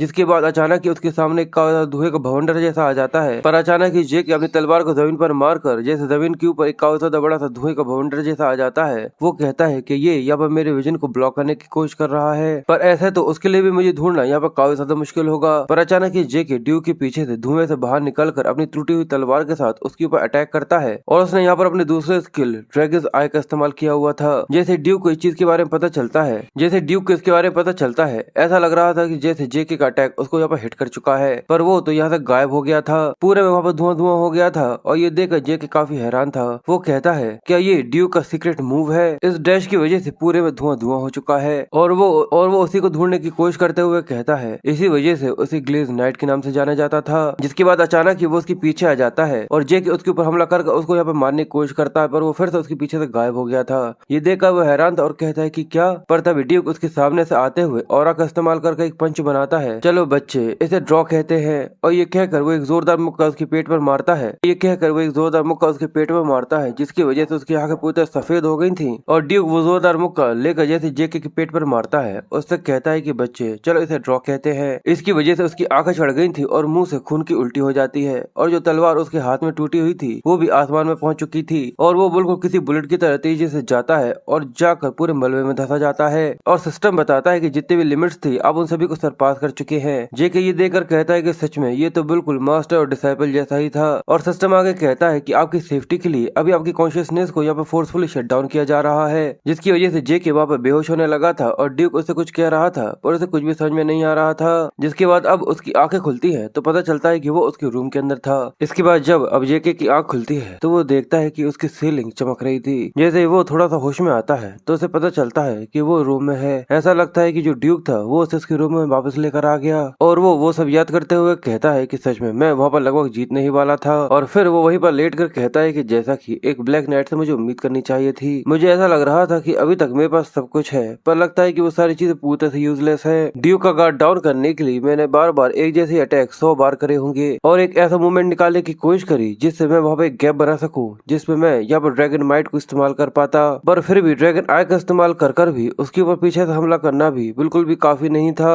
और वो स्किल जो कि ड्यूक ने आखिर में इस्तेमाल किया था वो डेफिनेटली उसका सीक्रेट मूव था, क्योंकि वो अचानक ही उसके सामने से डर कर गायब हो गया था और कुछ समय तक वहाँ पर दिख ही नहीं रहा था। और मैं ड्रैकोनिल के स्किल्स के कुछ जरूरत से ज्यादा इस्तेमाल करने की वजह से वहाँ पर नॉकआउट होकर बेहोश हो गया था। पर इसका बहुत बहुत शुक्रिया कि मैंने उसके सीक्रेट मूव को वहाँ पर देख लिया था और वो सच में काफी ज्यादा कमाल का हाई स्पीड मूवमेंट आर्ट था जो कि वो वहाँ पर इस्तेमाल कर रहा था। जिसके बाद वो बताता है वो अपनी एक्सट्रीम ट्रेन बॉडी के साथ जरूर ये वही सीक्रेट मूव होगा जो कि एंड्रे को इस्तेमाल करने के लिए अलाउ किया गया है, क्योंकि उसका जो स्टेमिना है वो काफी ज्यादा कमजोर है। इसी वजह से उसकी पोजीशन रेड नाइट तक पहुंच चुकी है। पर सच में ये तो एक शर्म की बात है कि मैंने उस अपॉर्चुनिटी को खो दिया जहाँ पर मैं उसके सीक्रेट मूव को सीख सकता था, पर फिर भी अभी के लिए वो काफी ज्यादा ठीक है। जिसके बाद वो ऐसे ही लेटा हो माइट ऑफ द ड्रैगन के बारे में सोचना चालू करता है और वो कहता है कि वो प्रेशर जिसकी वजह से ब्लैक नाइट को भी हेजिटेट करना पड़ रहा था, इसका मतलब तो कई सारे स्मॉल फ्राइज उसी मूवमेंट पर जैसे मैं इस स्किल को यहाँ पे एक्टिवेट करूंगा वो सभी के सभी मेरे सामने झुक जाएंगे। और वो ये सब सोच ही रहा था, पर तभी उसके सामने एक पैनल ओपन होता है जिसके अंदर लिखा हुआ था अभी तक आपने एक अनओपन्ड मैसेज को यहाँ पर कंफर्म नहीं किया है, उसे कंफर्म कीजिए। वो ये देखकर कहता है कि एक अनओपन्ड मैसेज, और पता चलता है कि जो उसका स्विफ्ट मूव था उसके रैंक डी से बदलकर रैंक सी पर पहुंच चुकी थी और वो एक हाई स्पीड मूवमेंट बन गया था और उसकी सोल भी यहाँ पर डेवलप हो गई थी क्योंकि उसने यहाँ पर अपनी स्ट्रॉन्ग विल को यहाँ पर दिखाया था। और अब ये चीज पूरी तरह से पॉसिबल है कि वो नेक्स्ट फंक्शन को कर्मा पॉइंट्स का इस्तेमाल करते हुए एक्टिवेट कर सकता है। इतने सारे नोटिफिकेशंस को देखकर वो काफी हैरान था और वो कहता है कि क्या। अब उसके बाद यहाँ पर और भी कई सारे ऑप्शंस आ गए थे जैसे कि mini map, inventory, elementary level quest book, और अभी उसके पास टोटल 40 कर्मा पॉइंट्स बचे हुए थे। ये देखकर वो कहता है कि सच में ऐसी कई सारी चीजें जो कि अचानक ही पॉपअप आकर मेरे सामने आ गई हैं और बाकी सभी तो ठीक है, पर जो इन्वेंट्री की डिस्क्रिप्शन है वो कहता तो चलो इन्वेंट्री को सबसे पहले चेक कर इसके ऊपर इन्वेस्ट करते हैं। और जैसे वो इसे चालू करता है तो इन्वेंट्री फंक्शन ओपन हो जाता है और उसे बताया जाता है कि जिस भी आइटम को वो सेलेक्ट करेगा वो इन्वेंट्री के अंदर उसे स्टोर कर रख सकता है। और यहाँ पर उसके पास एक और इन्वेंट्री का सिस्टम आ गया था जहाँ पर अब वो कई सारी चीजों को स्टोर कर पा सकता था। और अगर वो अपनी इन्वेंट्री को बढ़ाना चाहता है तो वो कर्मा पॉइंट का इस्तेमाल करते हुए इस स्पेस को यहाँ पे इंक्रीज भी कर सकता है। जेके ये देखकर कहता है कि मुझे यहाँ पे किसी आइटम को सिलेक्ट करना होगा और तभी उसका ध्यान उसकी साइड में रखी हुई तलवार के ऊपर जाता है और वो अपनी तलवार को उठाते हुए कहता है कि मैं अपने स्किल को एक्टिवेट कर सकता हूँ बस इसके बारे में सोचते हुए। और ये बिल्कुल ऐसा ही है जैसा कि मैं इसको इन्वेंट्री के अंदर डाल रहा हूँ। और जैसे वो उस तलवार को उठाकर इसके बारे में सोचता है अचानक ही जो उसकी तलवार थी वो उसकी नजरों के सामने से गायब होने लग गई थी। ये देखकर कहता है कि ये क्लेमोर तो यहाँ से गायब हो गई। देखकर कहता है कि ये क्लेमोर मूर तो यहाँ से गायब हो गई और इसने मेरे इन्वेंट्री के 28 बॉक्सेस में से 2 को टुक ओवर कर लिया है। और वो ये देखकर समझ जाता है तो अच्छा, सिस्टम का यही मतलब था, उसकी साइज और वेट के ऊपर जो डिपेंड करता है। और वो सोचता है कि अगर मैं इसको बाहर निकालना चाहता हूँ तो शायद मुझे उसके नाम या उसकी फॉर्म के बारे में सोचना होगा। और जैसे वो ऐसा करता है उसके हाथ में फिर से अपनी तलवार सामने आ जाती है और वो इसकी वजह से खुश होते हुए कहता है कि ये तो बिल्कुल सब स्पेस की तरह है, पर ये तो उससे भी काफी ज्यादा अच्छा है। वैसे भी मेरे पास लाइफ में उस तरीके के आर्टिफैक्ट काफी ज्यादा एक्सपेंसिव हुआ करता था, पर उसके अंदर किसी सामान को रखने के बाद उसको ढूंढना उससे भी ज्यादा मुश्किल था, उसको स्टोर करने से ज्यादा। और मैं तो यहाँ पर अपनी इन्वेंट्री की स्पेस को भी बढ़ा सकता हूँ, वो भी केवल पॉइंट्स का इस्तेमाल करते हुए। और ये फंक्शन तो केवल एक लो रैंकिंग एडमिनिस्ट्रेशन फंक्शन है, तब ना जाने क्या होगा जब मैं एक हाई रैंकिंग पर पहुंच जाऊंगा। इसके बाद वो आगे कहता है अगर इन पॉइंट्स की सच में इतनी ज्यादा कीमत है तो मुझे ऐसा लगता है कि मुझे इन फालतू में इस तरीके से इस्तेमाल नहीं करना चाहिए। इसलिए मुझे ऐसा लगता है कि मैं अपने प्लान के अंदर कुछ चेंज कर सकता हूँ। पर तभी गेट पर नॉक होती है और वो कहता है कि यंग मास्टर, क्या मैं अंदर आ सकता हूँ? वो कहता है कि डिकर, हाँ अंदर आ जाओ। जिसके बाद वो उससे पूछता है कि क्या हुआ, तो वो बताता है कि आपके लिए मैं एक मैसेज लेकर आया हूँ। और वो कागज देते हुए कहता है कि उन्होंने कहा कि आप उसे जानते हैं, अगर मैं आपको ये बताऊंगा कि ये गार्डियन कीपर का है। ये देखकर वो मुस्कुराते हुए देखता है और कहता है मुझे ऐसा लगता है कि मैं पूरी तरह से फेल नहीं हुआ हूँ। और उस पर्ची के अंदर लिखा हुआ था कि बच्चे, जब भी तुम मुझे फिर से चैलेंज करना चाहते हो तो तुम्हें पता है कि मैं तुम्हें कहाँ पर मिलूंगा। और वो उसके लास्ट मोमेंट के बारे में सोचता है जहाँ पर ड्यूक ने कहा था तो चलो बच्चे इसे ड्रॉ कहते हैं। और वो कहता है तो अच्छा, उसका ड्रॉ से ये मतलब था, इसका मतलब जो अपॉर्चुनिटी है वो अभी भी मेरे पास बाकी है। और ये सोचकर वो खुश हो गया था।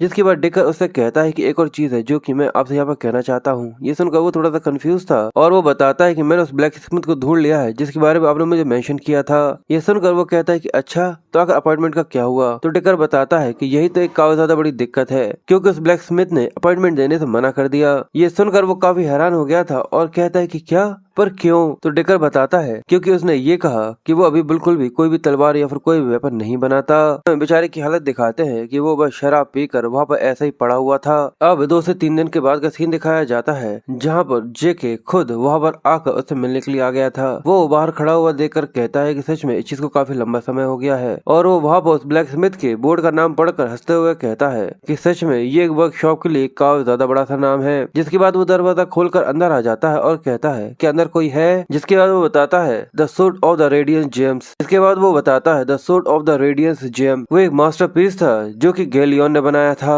उसने कहा था कि उसकी जान बचाने की जिंदगी की पेमेंट है। उसने कहा था कि उसकी जिंदगी बचाने की पेमेंट है और ये उसकी टाइटल के लिए पूरी तरह से फिट होता था जो कि blacksmith of the souls है। वो ये कहता था कि वो किसी की भी सोल को पढ़ सकता है उसके लिए किसी भी वेपन को बनाने से पहले। और वो सच में अपने नाम के ऊपर पूरी तरह से खरा उतरा था क्योंकि उसने उस समय पर ऐसी तलवार बनाई थी, उसके अंदर ऐसी एबिलिटीज थी जिसकी सच में मुझे काफी ज्यादा जरूरत थी। एक ऐसी एबिलिटी जो कि ईदर वॉल के साथ ऑरा को रिप्लेस कर सकती थी। और वो उस कॉन्टिनेंट का ग्रेटेस्ट ब्लैक स्मिथ हुआ करता था जिसने वो तलवार बनाई थी, पर अभी वो उसके सामने केवल शराब पी रहा था और गुट गुट करते हुए बिल्कुल पूरी नशेड़ियों की तरह हो रहा था। और वो उसको देखते हुए कहता है और ये देखो अभी उसका कैसा स्टेट है, यानी उसकी हालत कैसी है। गैलियन उसको देखकर कहता है कि क्या, ये तो एक बच्चा है, ये बच्चा ये जगह किसी बच्चे के लिए नहीं है, चलो यहाँ से दफा हो जाओ। और जेके बताता है कि पहले ये काफी ज्यादा मूडी सा आदमी हुआ करता था और उस समय भी ये इतना ज्यादा एक्सट्रीम नहीं था। आखिर मुझसे मिलने से पहले आखिर ये कैसा इंसान हुआ करता था। इसलिए वो जल्दी से एक बाल्टी भर कर लेकर आता है और आकर सीधे गैलियन के मुंह पर दे मारता है जो कि अभी शराब के नशे में था। इसकी वजह से उसका पूरा पूरा नशा एक ही बार में उतर गया था। जिसके बाद वो उस बाल्टी को बड़े आराम से वहाँ पर फेंक देता है और जेके मुस्कुराते हुए कहता है कि लगता है अब तुम होश में आ चुके हो। और वो उससे पूछता है कि मैं बस तुमसे यही जानना चाहता हूँ कि आखिर तुमने मेरे कमीशन को यहाँ पर रिजेक्ट क्यों कर दिया था। और जैसे गैलियन उसके दोनों ग्लव्स को देखता है तो उनको देखकर वो बहुत ज्यादा हैरान हो जाता है और कहता है कि वो डार्कर है। जिसके बाद वो जल्दी से लेकर अपने सिर को टेबल पर पटक देता है और उसे माफी मांगते हुए कहता है कि मुझे माफ कर दीजिएगा कि मैंने आपके सामने इस तरीके डिसरिस्पेक्ट किया, पर मुझे अभी के लिए माफ कर दीजिएगा क्योंकि मैं किसी भी कमीशन को यहाँ पर अभी एक्सेप्ट नहीं कर सकता। आखिर मेरे जैसे एक कमीना किसी को कुछ चाहिए वो कैसे बना सकता है, क्योंकि वो खुद ऐसा कुछ नहीं बना सकता जो कि उसे खुद को चाहिए हो। ये देखकर जेके कहता है अच्छा, यानी गैलियन को भी इस तरीके किसी पीड़ से गुजरना पड़ा था। अच्छा, ये बिल्कुल वैसा ही है जैसा कि मैंने सोचा था, क्योंकि जब मैं उससे मिला था वो पहले ही कॉन्टिनेंट का सबसे ज्यादा ग्रेटेस्ट ब्लैक स्मिथ हुआ करता था, पर गैलियन ने मुझे कभी भी नहीं बताया था कि मुझसे मिलने से पहले आखिर उसकी किस तरीके से जिंदगी गुजरी थी। और मैं जानता हूँ कि वो कभी भी इस तरीके से बेइज्जती वाले उन पास्ट को बिल्कुल भी याद नहीं करना चाहता था और न ही किसी के साथ शेयर शेयर करना चाहता था। और वो उसको देखते हुए कहता है, पर मैं यहाँ पर 10 साल का वेट तो नहीं कर सकता। और गैलियन बेचारा अपना सिर पकड़े हुए कहता है कि आखिर मैं इतना ज्यादा यूजलेस क्यों हूँ, आखिर मैं फिर से कोई तलवार या फिर कोई वेपन क्यों नहीं बना सकता। और ये देखना काफी ज्यादा फनी था, क्योंकि जिस तरीके से उसके लुक्स थे वो काफी ज्यादा फनी है। ऐसा लग रहा था कि वो थोड़ी ही देर में पिघल कर यहाँ पर पूर्णतः से मेल्ट हो जाएगा। वो कहता है कि आखिर ऐसा ब्लैकस्मिथ कैसे हो सकता है जो कोई वेपन ही न बना सकता हो। पर जेक चिल्लाते हुए कहता है कि गैलियन, पर वो उससे कहता है कि प्लीज मुझे माफ कर दीजिएगा, अभी अभी जो मैंने आपके सामने बिहेवियर दिखाया था। पर वो कहता है कि उसकी चिंता मत करो, पर जो जितने भी तुम्हारे फेलियर्स है मैं उन सभी को देखना चाहता हूँ। वो कहता है कि ठीक है मेरे साथ चलिए। और वो कहता है कि सच में इस चीज के अंदर कुछ भी नहीं किया जा सकता, पर मुझे इसे सही रास्ते पर खुद से यहाँ पर लेकर आना होगा। जिसके बाद गैलियन उसे अपने घर के पीछे की तरफ लेकर आ जाता है और कहता है कि मुझे माफ कर दीजिएगा सर, मुझे चीजों को इस तरीके से यहाँ पर ऐसे ही नहीं छोड़ना चाहिए। पर वो कहता है कि ठीक है। और वहाँ पर कई सारी तलवारें थी जो कि उसने वहाँ पर बनाई हुई थी। और वो कहता है कि ये चार्मिंग है, भले ही कुछ भी क्यों ना हो। ये सुनकर गैलियन को काफी ज्यादा अच्छा लगता है और फिर जे के अंदर बढ़कर तलवारों को चेक करना चालू करता है। वो चिल्लाते हुए कहता है कि प्लीज सर थोड़े सावधान रहिएगा, भले ये सारे के सारे अच्छे से नहीं बने हैं पर फिर भी ये काफी ज्यादा शार्प है। और वो उसकी तलवारों को चेक करने के बाद उनको सबको साइड में फेंकने चालू कर देता है और कहता है कि ये बिल्कुल भी ये नहीं, इनमें से कोई भी फेल नहीं हुई है, इन सभी की क्वालिटी बिल्कुल वैसे ही है जब वो कॉन्टिनेंट में सबसे ज्यादा बेस्ट बन गया था। उसके बाद उसने फौज करना चालू किया था, जिसके बाद वो ड्रैगन आई को इस्तेमाल कर उसको चेक करता है और उसे पता चलता है और कहता है तो अच्छा ये दिक्कत है। और वो कहता है कि तुम्हारे ब्राजीयर के अंदर किसी तरीके की कोई दिक्कत है। गैलियन ये सुनकर थोड़ा सा हैरान हो गया था। वो कहता है कि आखिर आपको इसके बारे में कैसे पता। वो कहता है कि मैंने तुमसे यहाँ पे क्वेश्चन किया है, तुम यहाँ पर तुम्हारे खुद की तरीके से तलवारों को बनाते हो, मैंने बिल्कुल सही कहा ना। ऐसा लगता है कि जैसे कि तुम कई सारे मटेरियल्स को यहाँ पे मिक्स कर एक तलवार बनाते हो, जिससे तुम एक काफी ज्यादा लाइटर और एक काफी ज्यादा अच्छे मटेरियल को क्रिएट कर सको। और ये कहकर जैसे उस तलवार को घुमाकर दूसरी तलवार पर मारता है, दोनों तलवारें चकनाचूर हो जाती हैं। और वो आगे कहता है पर जो उनकी ड्यूरेबिलिटी है वो काफी ज्यादा कमजोर है। और आगे कहता है इसका मतलब तो यही है कि जो प्रोसेस ट्रीटमेंट होता है उसके अंदर इसकी जितनी भी इम्प्योरिटीज है उनको सही तरीके से खत्म नहीं किया जा रहा। और गैलियन सोचता है कि ये पूरी तरह से एक्यूरेट है, ना ही केवल इसने आधे से ही मेरी स्मिथिंग टेक्निक्स को तुरंत यहाँ पर आकर पहचान लिया, यहाँ तक इन्हें तुरंत इसके बारे में पता लगा लिया कि आखिर जो सबसे बड़ा मेजर फ्लॉ किस चीज का है। इसका मतलब सच में क्या वही इंसान हो सकता है। इसलिए वो थोड़ा सा हिचकिचाते हुए पसीना होते हुए कहता है कि सर, वो कहता है कि शायद ये थोड़ा बैट हो सकता है, नहीं ये पूरी तरह से रैंडम है, पर क्या मैं आपसे यहाँ पे कुछ पूछ सकता हूँ। जेके उससे कहता है कि पूछो। जिसके बाद वो लोग अंदर आ जाते हैं और वो अपने टेबल पर रखे हुए एक चीज को उसको दिखाते हुए कहता है कि सबसे पहले आकर आपको ये देखना होगा। और वो एक बड़ा सा ब्लूप्रिंट लेकर टेबल के ऊपर फैला देता है। जिसके बाद वो उससे कहता है कि इसको देखो, और जेके उसको देखना चालू करता है। और वो उसको देखते हुए कहता है कि ये तो गैलियन का वो सीक्रेट है जो कि वो 10 सालों के बाद रिवील करने वाला था।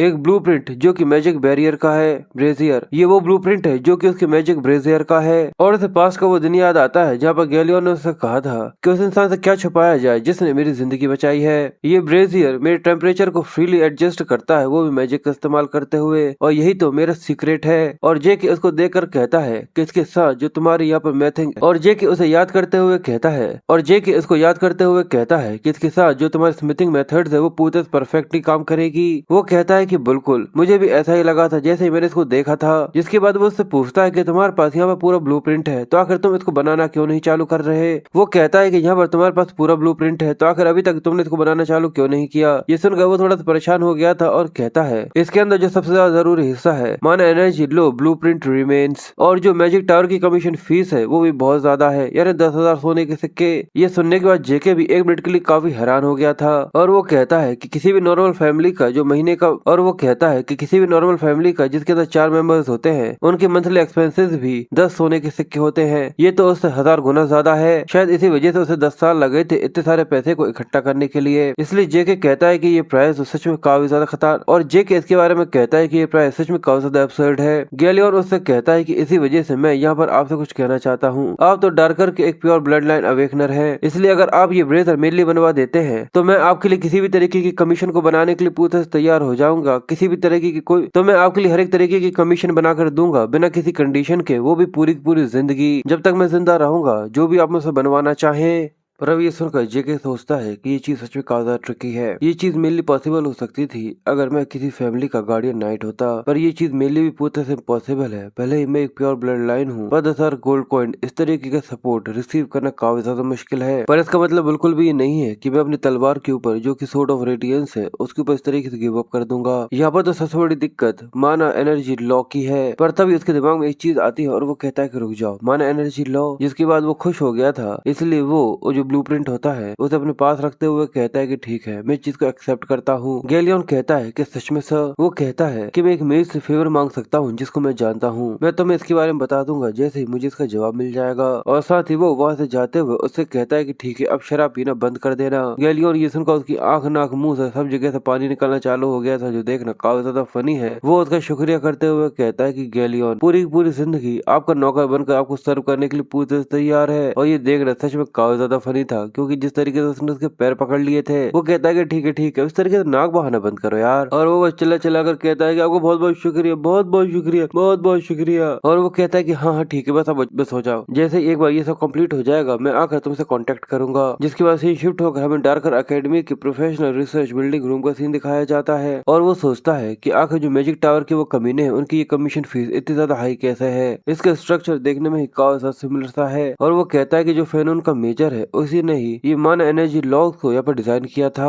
और वो घूम घूम कर फेनोन की रिसर्च लैब के बारे में ही सोच रहा था कि आखिर वो कहाँ पर है। और वो जैसे ही थोड़े से आगे बढ़ता है, पर तभी उसका ध्यान एक जगह पर जाता है जहाँ पर कोने में अजीब तरीके का शोर हो रहा था। और जब वो वहाँ पर देखता है तो देखता है कि वहाँ पर कई सारे लड़के खड़े हुए थे और वहाँ पर वो किसी को बहुत बुरी तरीके से पीट रहे थे, जो कि उन लोगों से भीख मांगते हुए कहता है कि प्लीज मुझे माफ कर दो, सच में सारी गलती मेरी, प्लीज मुझे माफ कर दो। और लियो काफी ज्यादा गुस्से में उसे कहता है कि क्या? और वो लड़का कहता है कि प्लीज सर लियो, मुझे माफ कर दीजिए, मेरे जैसे एक छोटी सी लोली सेल्फ को आपकी बॉडी को टच तक नहीं करना चाहिए था। ये सुनकर वो कहता है कि जेके ये काफी ज्यादा अच्छा था, और कहकर अपने पैर को सीधे उसके मुंह पर दे मारता है, जिसे लेकर वो सीधे जमीन के अंदर धंस गया था। जिसके बाद लियो हंसते हुए कहता है कि ठीक है, रिवॉर्ड के तौर पर मैं तुम्हें ये अपॉर्चुनिटी देता हूँ कि अपने मुंह से जो जगह तुमने यहाँ पर गंदी करी है उसे साफ करो। और ये कहते हुए वो सच में काफी ज्यादा खतरनाक लग रहा था। और वो यहाँ पर रोते हुए भी अपने आप को बचाने के लिए कहता है कि सर लियो आपका बहुत बहुत शुक्रिया। और इस सब के बारे में याद करते हुए जेके को बहुत ज्यादा गुस्सा आ रहा था। जिसके बाद वो अब धीरे धीरे करके उसी कोने में आने चालू हो गया था जहाँ पर वो देखता है कि कई सारे लोग एक लड़के को पीट रहे थे, और इस बार भी लियो ही था जो कि यहाँ पर किसी को बहुत बुरी तरीके से पीटता जा रहा था। और उसके साथी थे जो कि बस बाहर पीछे खड़े होकर उसके मजे ले रहे थे। वो गुस्से में कहता है बस यहाँ से निकलते ही सारे के सारे कमीने बिल्कुल जेके की तरह सेम है, पर इसके बारे में किसने भी नहीं सोचा था कि वो गोल्डन राइट रिएक्शन हो सकता है। और वो प्योर ब्लड लाइन अवेकनिंग सभी लोग सरपास करते हुए आगे निकल गया। ये किस तरीके की बकवास है। और ये कहकर वो उस आदमी के चेहरे पर, और ये कहकर वो उस लड़के के चेहरे पर जोर जोर से लात मारकर उसके सिर को फोड़े जा रहा था। और वो उस सब सीन को याद करता है जहाँ पर वो उसे बस यहाँ पर टॉर्चर करने की कोशिश कर रहा था, पर बदले में जेके ने उसे इतनी बुरी तरीके से पीटा था कि वो खून खुआन हो गया था। और वो कहता है कि उस कमीने ने केवल इस तरीके से मुझे इसी वजह से पीटा क्योंकि वो उस समय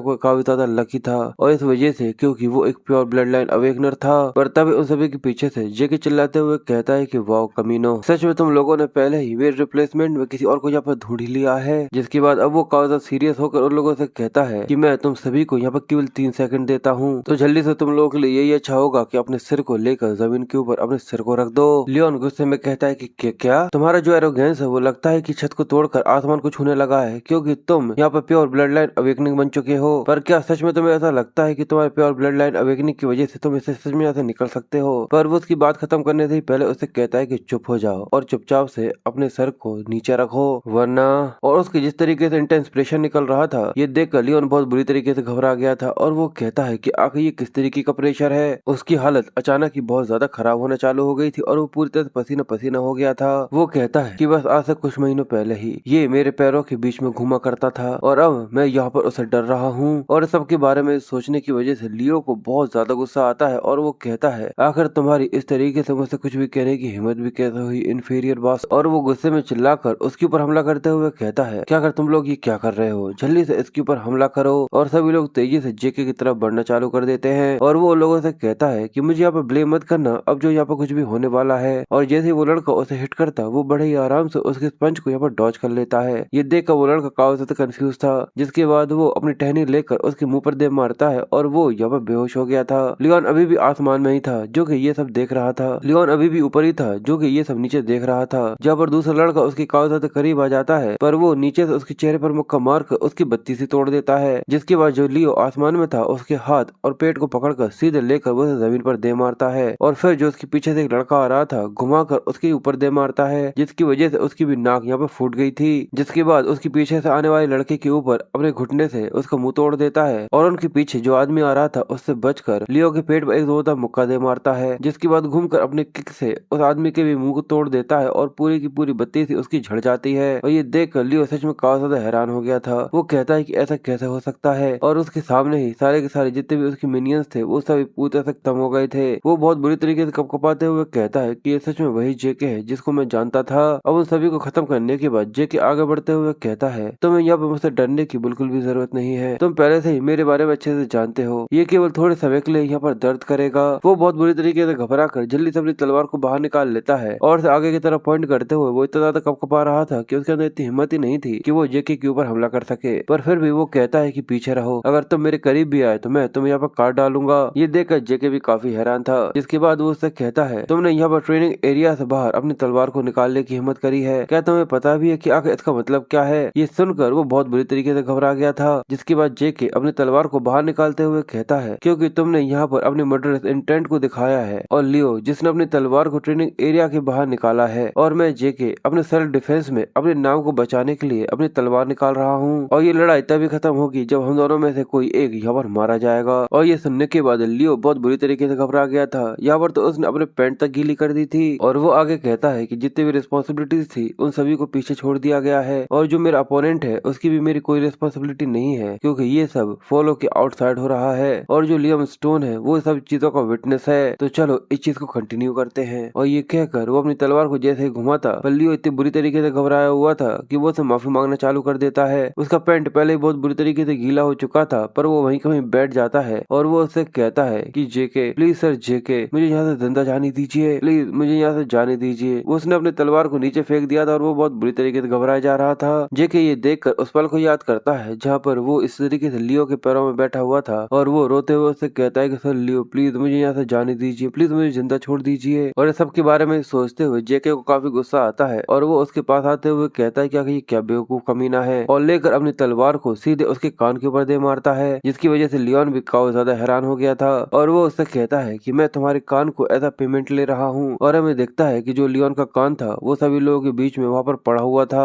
लियोन दर्द में करारते हुए जल्दी से अपने कान को पकड़ लेता है जहाँ से काफी ज्यादा खून आ रहा था, और वो कपकपाते हुए कहता है कि मेरा कान मेरा कान। पर जेके उसके सिर के ऊपर हाथ रखते हुए उससे कहता है, जब हम लोग फिर से मिलेंगे तुम्हारा कान तुम्हारे पास फिर से हुआ तो तुम समझ लो कि अगली बार तुम्हारा कान तुम्हारे पास तो नहीं होगा, बल्कि तुम्हारा सिर होगा जिसको मैं यहाँ पर काट डालूंगा। और ये कहते हुए वो बहुत बुरी तरीके से घूर कर जैसे उसको देखता है वो बहुत बुरी तरीके से डर गया था। जिसके बाद वो लेकर उसके सिर को जमीन पर दे मारता है, और उसकी नाक फूट जाती है, जिसकी वजह से नाक और कान दोनों का खून वहाँ पर बगड़ता है और पूरे में फैल जाता है। वो यहाँ पर बेहोश हो गया था, और लियम उसको वहाँ से जाते हुए देख रहा था। जिसके बाद वो उठकर उससे कहता है कि जेके आखिर तुमने मेरी यहाँ पर मदद क्यों की? जेके ये सुनकर उससे कुछ भी नहीं कहता, पर फिर आगे बढ़ते हुए कहता है कि तुम्हें इसकी चिंता लेने की जरूरत भी बिल्कुल भी नहीं है, क्योंकि मैंने यहाँ पर तुम्हारी मदद नहीं करी है। पर साथ ही वो अपने मन में सोचता है बल्कि मैंने यहाँ पर अपनी मदद करी है, और वो सोचता है कि गैलियन ने मेरे ऊपर कुछ ऐसा के जादू कर दिया है, क्योंकि सच में लगभग ऐसी एम्बेरसिंग चीजें मैं यहाँ पर कुछ तेजी से बोलने वाला था। जिसके बाद वो फैनमॉन के पास वहाँ पे पहुंच जाता है, और उससे कहता है कि प्रोफेसर सच में ये चीज पॉसिबल हो सकती है। वो उस ब्लूप्रिंट को देख रहा था, और वो कहता है मुझे सीधे पॉइंट पर आ जाना चाहिए, ये चीज पॉसिबल भी हो सकती है। ये सुनकर वो कहता है कि सच में अगर ऐसा है तो मैं ये आपके ऊपर छोड़ता हूँ। पर वो कहता है कि रुको, मेरे लिए यही अच्छा होगा, सबसे पहले मैं तुम्हें सारी चीजें यहाँ पे एक्सप्लेन कर देता हूँ, और तुम सारी चीजें अच्छे से सुन लेते हो। जैसा कि तुमने कहा जितना भी ये ओवरऑल कॉम्पोजिशन है वो काफी ज्यादा सिंपल है, पर देखकर इस कोर के अंदर है जहाँ पर पावर चार्ज होगी, जो आउटपुट है, जो कोर जिसको इस मशीन का हार्ट कंसिडर किया जाएगा, क्योंकि इसके अंदर काफी ज्यादा एक्सट्रीमली ट्रिकी रिस्ट्रिक्शंस करंट है, क्योंकि इसके अंदर काफी ज्यादा extremely tricky restrictions following current circuits है। ये भले ही छोटा हो पर उसके अंदर पूरी तरह से इनफ पावर होनी चाहिए, और इसके अलावा हम लोगों को एक तरीका ढूंढना होगा जिससे हम लोग उस आउटपुट को बिना किसी डिले के साथ यहाँ पे एडजस्ट कर सके, और इस चीज को बिल्कुल भी प्रोटेक्ट नहीं किया जा सकता। पर ये सुनकर वो कहता है पर क्या ये चीज पॉसिबल है? तो वो कहता है कि हाँ, पर हमारे पास दो ऑप्शंस हैं कि हमें कोर की कंडीशन देखनी होगी, फिर मैं पर्सनली तुम्हारे डिजाइन को यहाँ पे एडजस्ट कर सकता हूँ, पर लगभग इस कोर के डिजाइन को रीडू करने में मुझे 1 डिकेड से भी ज्यादा लग जाएगा, शायद मुझे 15 साल भी लग सकते हैं। ये सुनकर वो हैरान हो गया था, और कहता है क्या 15 साल? तो वो कहता है कि हाँ, सच में इसमें काफी ज्यादा लंबा समय लगेगा। जिसके बाद वो पूछता है कि आखिर दूसरा मेथड मेथड क्या है। तो वो बताता है कि हम लोग यहाँ पर कोर के डिजाइन को यहाँ पर अवॉइड कर सकते हैं और एक अल्टरनेटिव मटेरियल को इस्तेमाल कर सकते हैं। और भले ये यहाँ पर हमारा काफी समय बचा सकता है, पर फिर भी जो मटेरियल की हमें यहाँ पर जरूरत पड़ने वाली है वो एक हाईली कंप्रेस्ड माइनस स्टोन होगा। ये सुनकर वो और ज्यादा हैरान हो जाता है और कहता है कि क्या, पर क्या वो एक एंशिएंट आर्टिफैक्ट नहीं है जो कि आज के मॉडल टेक्निक के साथ यहाँ पर बिल्कुल भी नहीं बनाया जा सकता। ये सुनकर वो कहता है कि बिल्कुल वो एक एंशिएंट रेलिक था जो कि काफी ज्यादा रेयर है, और इसके अलावा इस तरह की किसी आर्टिफैक्ट को किसी रूइंस के अंदर भी ढूंढना काफी ज्यादा मुश्किल हो सकता है। और इसके अलावा तुम्हें एक ऐसा माइनस स्टोन लेकर आना होगा जो कि इस डिजाइन के साथ यहाँ पे एडजस्ट कर सके, और शायद उसकी कीमत 3000 सोने के सिक्के हो सकती है। और ये सुनकर बेचारे जेके की शक्ल सच में काफी ज्यादा फनी थी और वो हताश होते हुए कहता है कि ये लोग मुझे लात मारकर यहाँ से बाहर निकाल देंगे अगर इन लोगों को ये पता चला गया कि मैं और इस्तेमाल नहीं कर सकता। पर 15 साल वेट करना काफी ज्यादा लंबा समय है, और इसके अलावा 3000 सोने के सिक्के भी इकट्ठा करना काफी ज्यादा मुश्किल है। और इसी वजह से वो अपने सिर के ऊपर हाथ रखकर बैठ जाता है और हताश होते हुए कहता है कि मुझे यकीन नहीं हो रहा कि मुझे सच में ग्रिम के ऊपर, जो कि सोर्ड ऑफ रेडियंस है, उसके ऊपर गिव अप करना होगा। जिसके बाद वो बताता है कि ज्यादातर लोगों को ऐसा ही लगता है कि मैं एक ऑरा यूजर हूँ और ये सब उस ब्लेसिंग रिचुअल के अंदर जो हुआ था उस सब की वजह से है। पर वो तो एक बार छोटा सा एक रिएक्शन था जो कि ईदर और हीलिंग की वजह से क्रिएट हुआ था। पर फिर भी जो ये फैक्ट है कि मैं ऑरा को इस्तेमाल नहीं कर सकता वो तो अभी भी पूरे से वही वही है। और जो ईदर है उसे भी एक दूसरी तरीके की पावर की तरह कंसिडर किया जाता है जो कि इंसान कंट्रोल कर सकता है। और इसके अलावा अगर मैं उस स्किल को जो कि स्पिरिट ऑफ द सोल्स है जो कि मेरे मास्टर ने मुझे सिखाया था उसकी वजह से मैं किसी और सोर्ड स्किल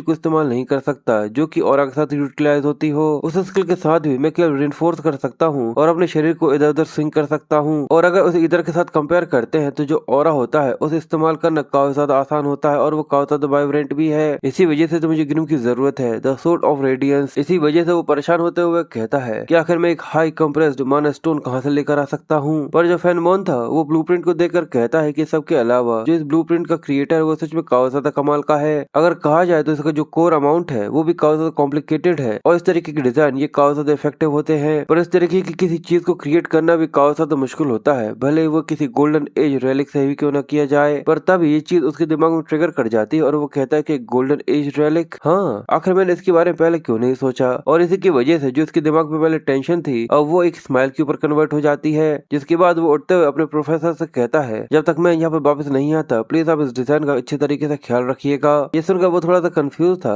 और कहता है क्या कर तुम्हारा मतलब क्या है, क्या तुम ये चाहते हो कि मैं 15 साल लगाकर तुम्हारे इस डिजाइन को कंप्लीट करूं। तो वो हंसते हुए जाकर कहता है कि बिल्कुल भी नहीं, मैं आपके लिए एक हाई कंप्रेस्ड माना स्टोन लेकर आने वाला हूँ और यही मेरा मतलब था। जिसके बाद सीन शिफ्ट होता है और हमें कई सारे ड्रैगन्स को आसमान मोड़ता हुआ दिखाते हैं। जिसके बाद बताया जाता है हमें गोल्डन एज के बारे में कि जो लिबरेशन वॉर थी वही ड्रैगन्स के रूल से निकलने के लिए लड़ी गई थी और उसके आखिर में जो इविल ड्रैगन था बहीमत उसे हरा दिया गया, वो भी टेराकन डार्कर के द्वारा, जिससे इंसानियत को एक ऐसा युग मिला जहाँ पर काफी ज्यादा शांति थी। और उस समय के जो एंशिएंट रेलिक्स थे उनको धीरे धीरे कर अनकवर्ड करना चालू किया जो कि ड्रैगन लेयर के अंदर मिलते थे और उसे ही age of the hero kings कहा जाता था और वही the prime age of magic था। और उस समय पर जितने भी रेलिक्स और टेक्निक्स को डिस्कवर किया गया था वो सभी मैजिक फैक्ट्स थे जो कि आज के मॉडल टेक्निक्स उसको बिल्कुल भी सरपास नहीं कर सकती। और उन्हीं में से एक हाई कंप्रेस्ड माना स्टोन भी था जो कि इतना ज्यादा केपेबल था कि वो पूरे गांव को माना, जो कि इस चीज की केपेबल था कि वो पूरे गांव को अच्छे तरीके से माना प्रोवाइड कर सकता था। और वो एक ऐसा रेलिक था जो कि age of the hero king के टाइम पर था। जिसके बाद हमें डार्कर एकेडमी के सेंट्रल लैब का सीन दिखाया जाता है और भले ही इसको काफी ज्यादा रॉयली इस्तेमाल किया जाता है पर फिर भी इसको लगातार मेंटेन कर रखा जाता है, जैसा कि यकीन किया जाता है कि ये बिल्कुल वैसा ही है जैसा कि टार्कर ने उस समय पर स्टैब्लिश करवाया था। और जब इस रिकॉर्ड रूम को जब एक्सपेंड किया गया था बताया जाता है कि जो गोल्डन एज के रेलिक्स थे उसको यहाँ पर डिस्कवर किया गया था और इसी चीज ने लीड किया था magic tower of the arch मेज निर्वारा को और उसके मेंबर जो कि 3 बड़ी फैमिलीज के अंदर से आए थे उन्होंने यहाँ पर आकर रिसर्च करी। जिसकी वजह से पता चला कि केवल कुछ महीनों के अंदर काउंटलेस रेलिक्स जो कि गोल्डन एज के थे उन्हें यहाँ पर ढूंढा गया था और ये काफी ज्यादा बड़ी खबर बन गई थी जिसको पूरे जो कि पूरे कॉन्टिनेंट में काफी ज्यादा तेजी से फैली थी। पर अभी उस चीज को होने में लगभग यहाँ पर 10 साल बाकी हैं और इसलिए वो अकेला ही पूरा बैकपैक कर वहाँ पर घूमते हुए कहता है यहाँ पर अभी ऐसा कोई भी नहीं है जिसने उन रेलिक्स को अभी तक ढूंढा हो और ना ही कोई ऐसा हो सकता है जो कि अभी उन्हें ढूंढ सकता है। और वो आसपास ढूंढने के बाद कहता है लगता है कि मुझे पूरा दिन लग जाएगा, उसके बाद भी मैं यहाँ पर कुछ भी नहीं ढूंढ पाऊंगा। जिसके बाद वो अपनी ड्रैगन आई का इस्तेमाल करते हुए आसपास चेक करता है और पूरे में घूमते हुए आसपास कुछ ऐसा देखता है जिससे कुछ ऐसा सस्पिशियस सा दिखे। पर थोड़े से आगे जाने आने के बाद उसे कुछ सस्पिशियस दिखता है और एक टाइल जो कि यहाँ पर लाल चमक रहा था, जिसको देखकर वो कहता है कि बिंगो। जिसके बाद वो उसके ऊपर टैप कर देखता है और कहता है कि हाँ बिल्कुल, ऐसा लगता है कि इसके अंदर कुछ भी नहीं है, ये वही है। जिसके बाद वो सोल ऑफ द स्पिरिट का इस्तेमाल करते हुए बड़े ही आसानी से उसे वापस काटना चालू करता है और कहता है। जिसके बाद वो सोल ऑफ द स्पिरिट का इस्तेमाल करते हुए अपने हाथ पर एनर्जी रिलीज करता है और उस टाइल को वहाँ पर काट देता है और बताता है कि केवल इधर वॉल एप्लीकेशन ही हैं जो कि soul of the spirit skill को इस्तेमाल कर सकता है, जो कि मैंने अपने मास्टर से सीखा था।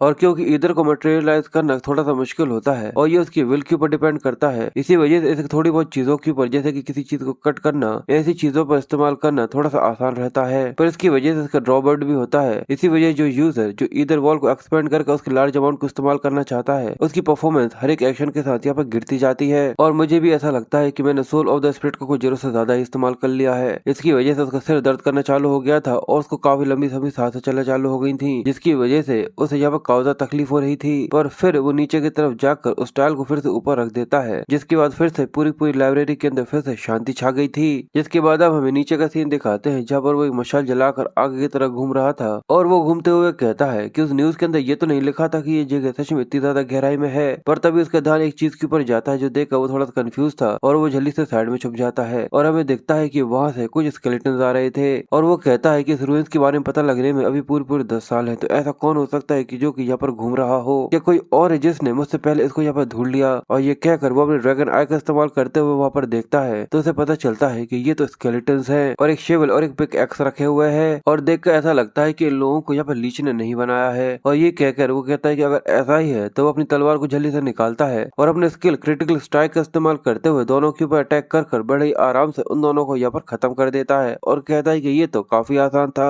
और अब जैसे उन दोनों को यहाँ पर खत्म कर देता है, उनके चीथड़े पूरे मोड़ गए थे। जिसके बाद उसके सामने सिस्टम पैनल ओपन होता है और बताया जाता है कि उसने यहाँ पर 2 स्केलेटन्स को मार दिया है और उसने 2 कर्मा पॉइंट्स को यहाँ पर अर्न भी किया है। ये देखकर वो कहता है क्या, यानी उसको 2 स्केलेटन्स को मारने की वजह से उसके पास 2 कर्मा पॉइंट्स यहाँ पर बढ़ गए थे। और उसे याद आता है कि हाँ बिल्कुल, मैं यहाँ पर मॉन्स्टर्स को मारकर कर्मा पॉइंट्स को अर्न कर सकता हूँ। सच में ये चीज तो मेरे दिमाग से निकल गई थी क्योंकि मैं आर्टिफैक्ट के ऊपर कुछ जरूरत से ज्यादा ही फोकस कर रहा था। और फिर वो कहता है कि जरा 1 मिनट के लिए रुक जाओ, क्या ये यहाँ पर पॉइंट्स को फॉर्म करने के लिए काफी ज्यादा अच्छी अपॉर्चुनिटी नहीं है। और ये कहते हुए सच में काफी ज्यादा क्रीपी लग रहा था क्योंकि उसे यहाँ पर काफी ज्यादा फायदा होने वाला था। जिसके बाद वो अपनी तलवार को उठाते हुए आगे बढ़ते हुए कहता है कि सच में ये काफी ज्यादा अच्छा है, मेरे प्यारे प्यारे पॉइंट्स मैं तुम्हें लेने के लिए आ रहा हूँ। जिसके बाद हमें दिखाते हैं कि जितने भी स्केलेटन वहाँ पर होते हैं उन सभी को धीरे धीरे कर मारता जाता है और आगे बढ़ता जाता है। और इस तरीके से उसने यहाँ पर 20 स्केलेटन से भी ज्यादा को हरा दिया था, जिसकी वजह से उसको यहाँ पर कई सारे कर्मा पॉइंट्स मिल गए थे। और वो कहता है मुझे लगता है कि इनकेस मुझे और अंदर जाना चाहिए जिससे मैं यहाँ पर मुझे और पॉइंट्स मिल सके, जिससे मैं यहाँ पर कुछ और अनलॉक। और वो आगे बढ़ते हुए कहता है मुझे लगता है कि इन केस मुझे और अंदर जाना चाहिए, क्या पता मुझे कुछ और पॉइंट्स मिल जाए तो मैं कुछ और भी अनलॉक कर सकूं। क्योंकि अभी उसके पास केवल 2 ही ऑप्शंस थे, बिगिनर क्वेस्ट बुक या फिर मिनी मैप, और उसके अंदर केवल 2 पॉइंट लग रहे थे। और जो ड्रैकोनिल की जो स्किल्स थे उनको लेवल 2 पर ले जाने के लिए 50-50 पॉइंट्स लग रहे थे।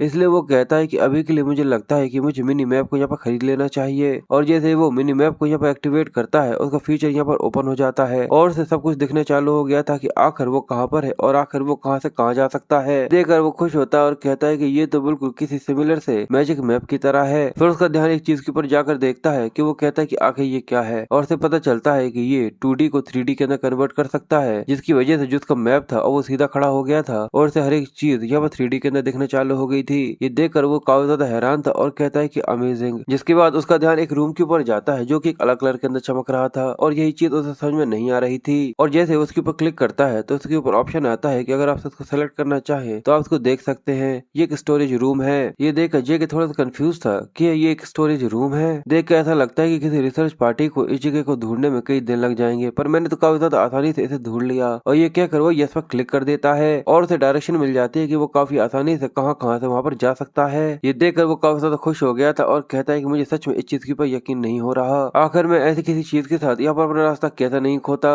जिसके बाद वो धीरे धीरे कर उसी रूम के सामने उसी रूम के सामने आ गया था जहाँ पर उसकी डायरेक्शन में, जिसके बाद वो घूमते हुए उसी रूम के सामने आ गया था जहाँ पर उसने डायरेक्शन लगाई हुई थी। वो कहता है लगता है कि मैं यहाँ पर आ चुका हूँ, पर आखिर अब मैं अंदर कैसे जा पाऊंगा। देखकर ऐसा लगता है कि मैं केवल इसको धक्का देकर इसको नहीं खोल सकता, पर जैसे ही वो उसको धक्का देने की कोशिश करता है उसके ऊपर काफी ज्यादा पावरफुल फोर्स फील्ड बनी हुई थी, जिसकी वजह से उसके हाथ को वापस झटकार दिया जाता है और उसके हाथ से धुआं आना चालू हो गया था। वो कहता है कि ये तो एक सिक्योरिटी स्पेल है और वो बताता है कि वो वजह जिसकी वजह से मैजिक टावर्स और आर्च बेस के जितने भी लोग थे वो लोग यहाँ पर आए हुए थे, वो वजह असल में ये डोर थी। और वो कहता है कि सच में अभी तक मैंने और वो कहता है कि सच में अगर मेरे पास ये ग्लव नहीं होता तो अब तक मैंने अपने हाथ को खो दिया होता। और वो उसको देखकर कहता है कि मैं स्पेल्स के साथ इसके आर पार बिल्कुल भी नहीं जा सकता। इसलिए वो सिस्टम से पूछता है कि सिस्टम क्या तुम इसको मेरे लिए नहीं खोल सकते। तो वो बताता है कि एक सिक्योरिटी डिवाइस है, इसके लिए हमको एडमिनिस्ट्रेशन की रिक्वेस्ट की जरूरत है। सिक्योरिटी स्पेल को यहाँ पर डीएक्टिवेट कर दिया गया है पर उसको ऑटोमेटिकली खोलना अनसक्सेसफुल हो चुका है, इसलिए आपको यहाँ पर मैनुअली इसे यहाँ पर खोलना होगा। ये सुनकर वो कहता है कि क्या, रुको रुको, अगर तुम ये क्या कह रहे हो। इसने यहाँ पर जो मैंने कहा उसके ऊपर रिस्पॉन्स किया है। तो वो कहता है कि हाँ बिल्कुल, यहाँ पे कोई और रिक्वेस्ट है एडमिनिस्ट्रेटर जेके। और वो ये देख कर काफी हैरान हो जाता है और कहता है क्या मैं सिस्टम के साथ यहाँ पर बात कर सकता हूँ। और जो उसका ये रिएक्शन था वो काफी ज्यादा हैरानी वाला था, क्योंकि जैसे कि वो यहाँ पर कोई और उसका जो ये रिएक्शन था वो काफी ज्यादा हैरानी वाला था, जैसे कि कोई उसको काफी लंबे समय से देख रहा था। पर जैसे ही वो उसको देखता है और उसे पता चलता है कि असल में यहाँ पे कोई और भी है जो कि उससे बात कर सकता है, वो ये जानकर काफी ज्यादा हैरान हो गया था।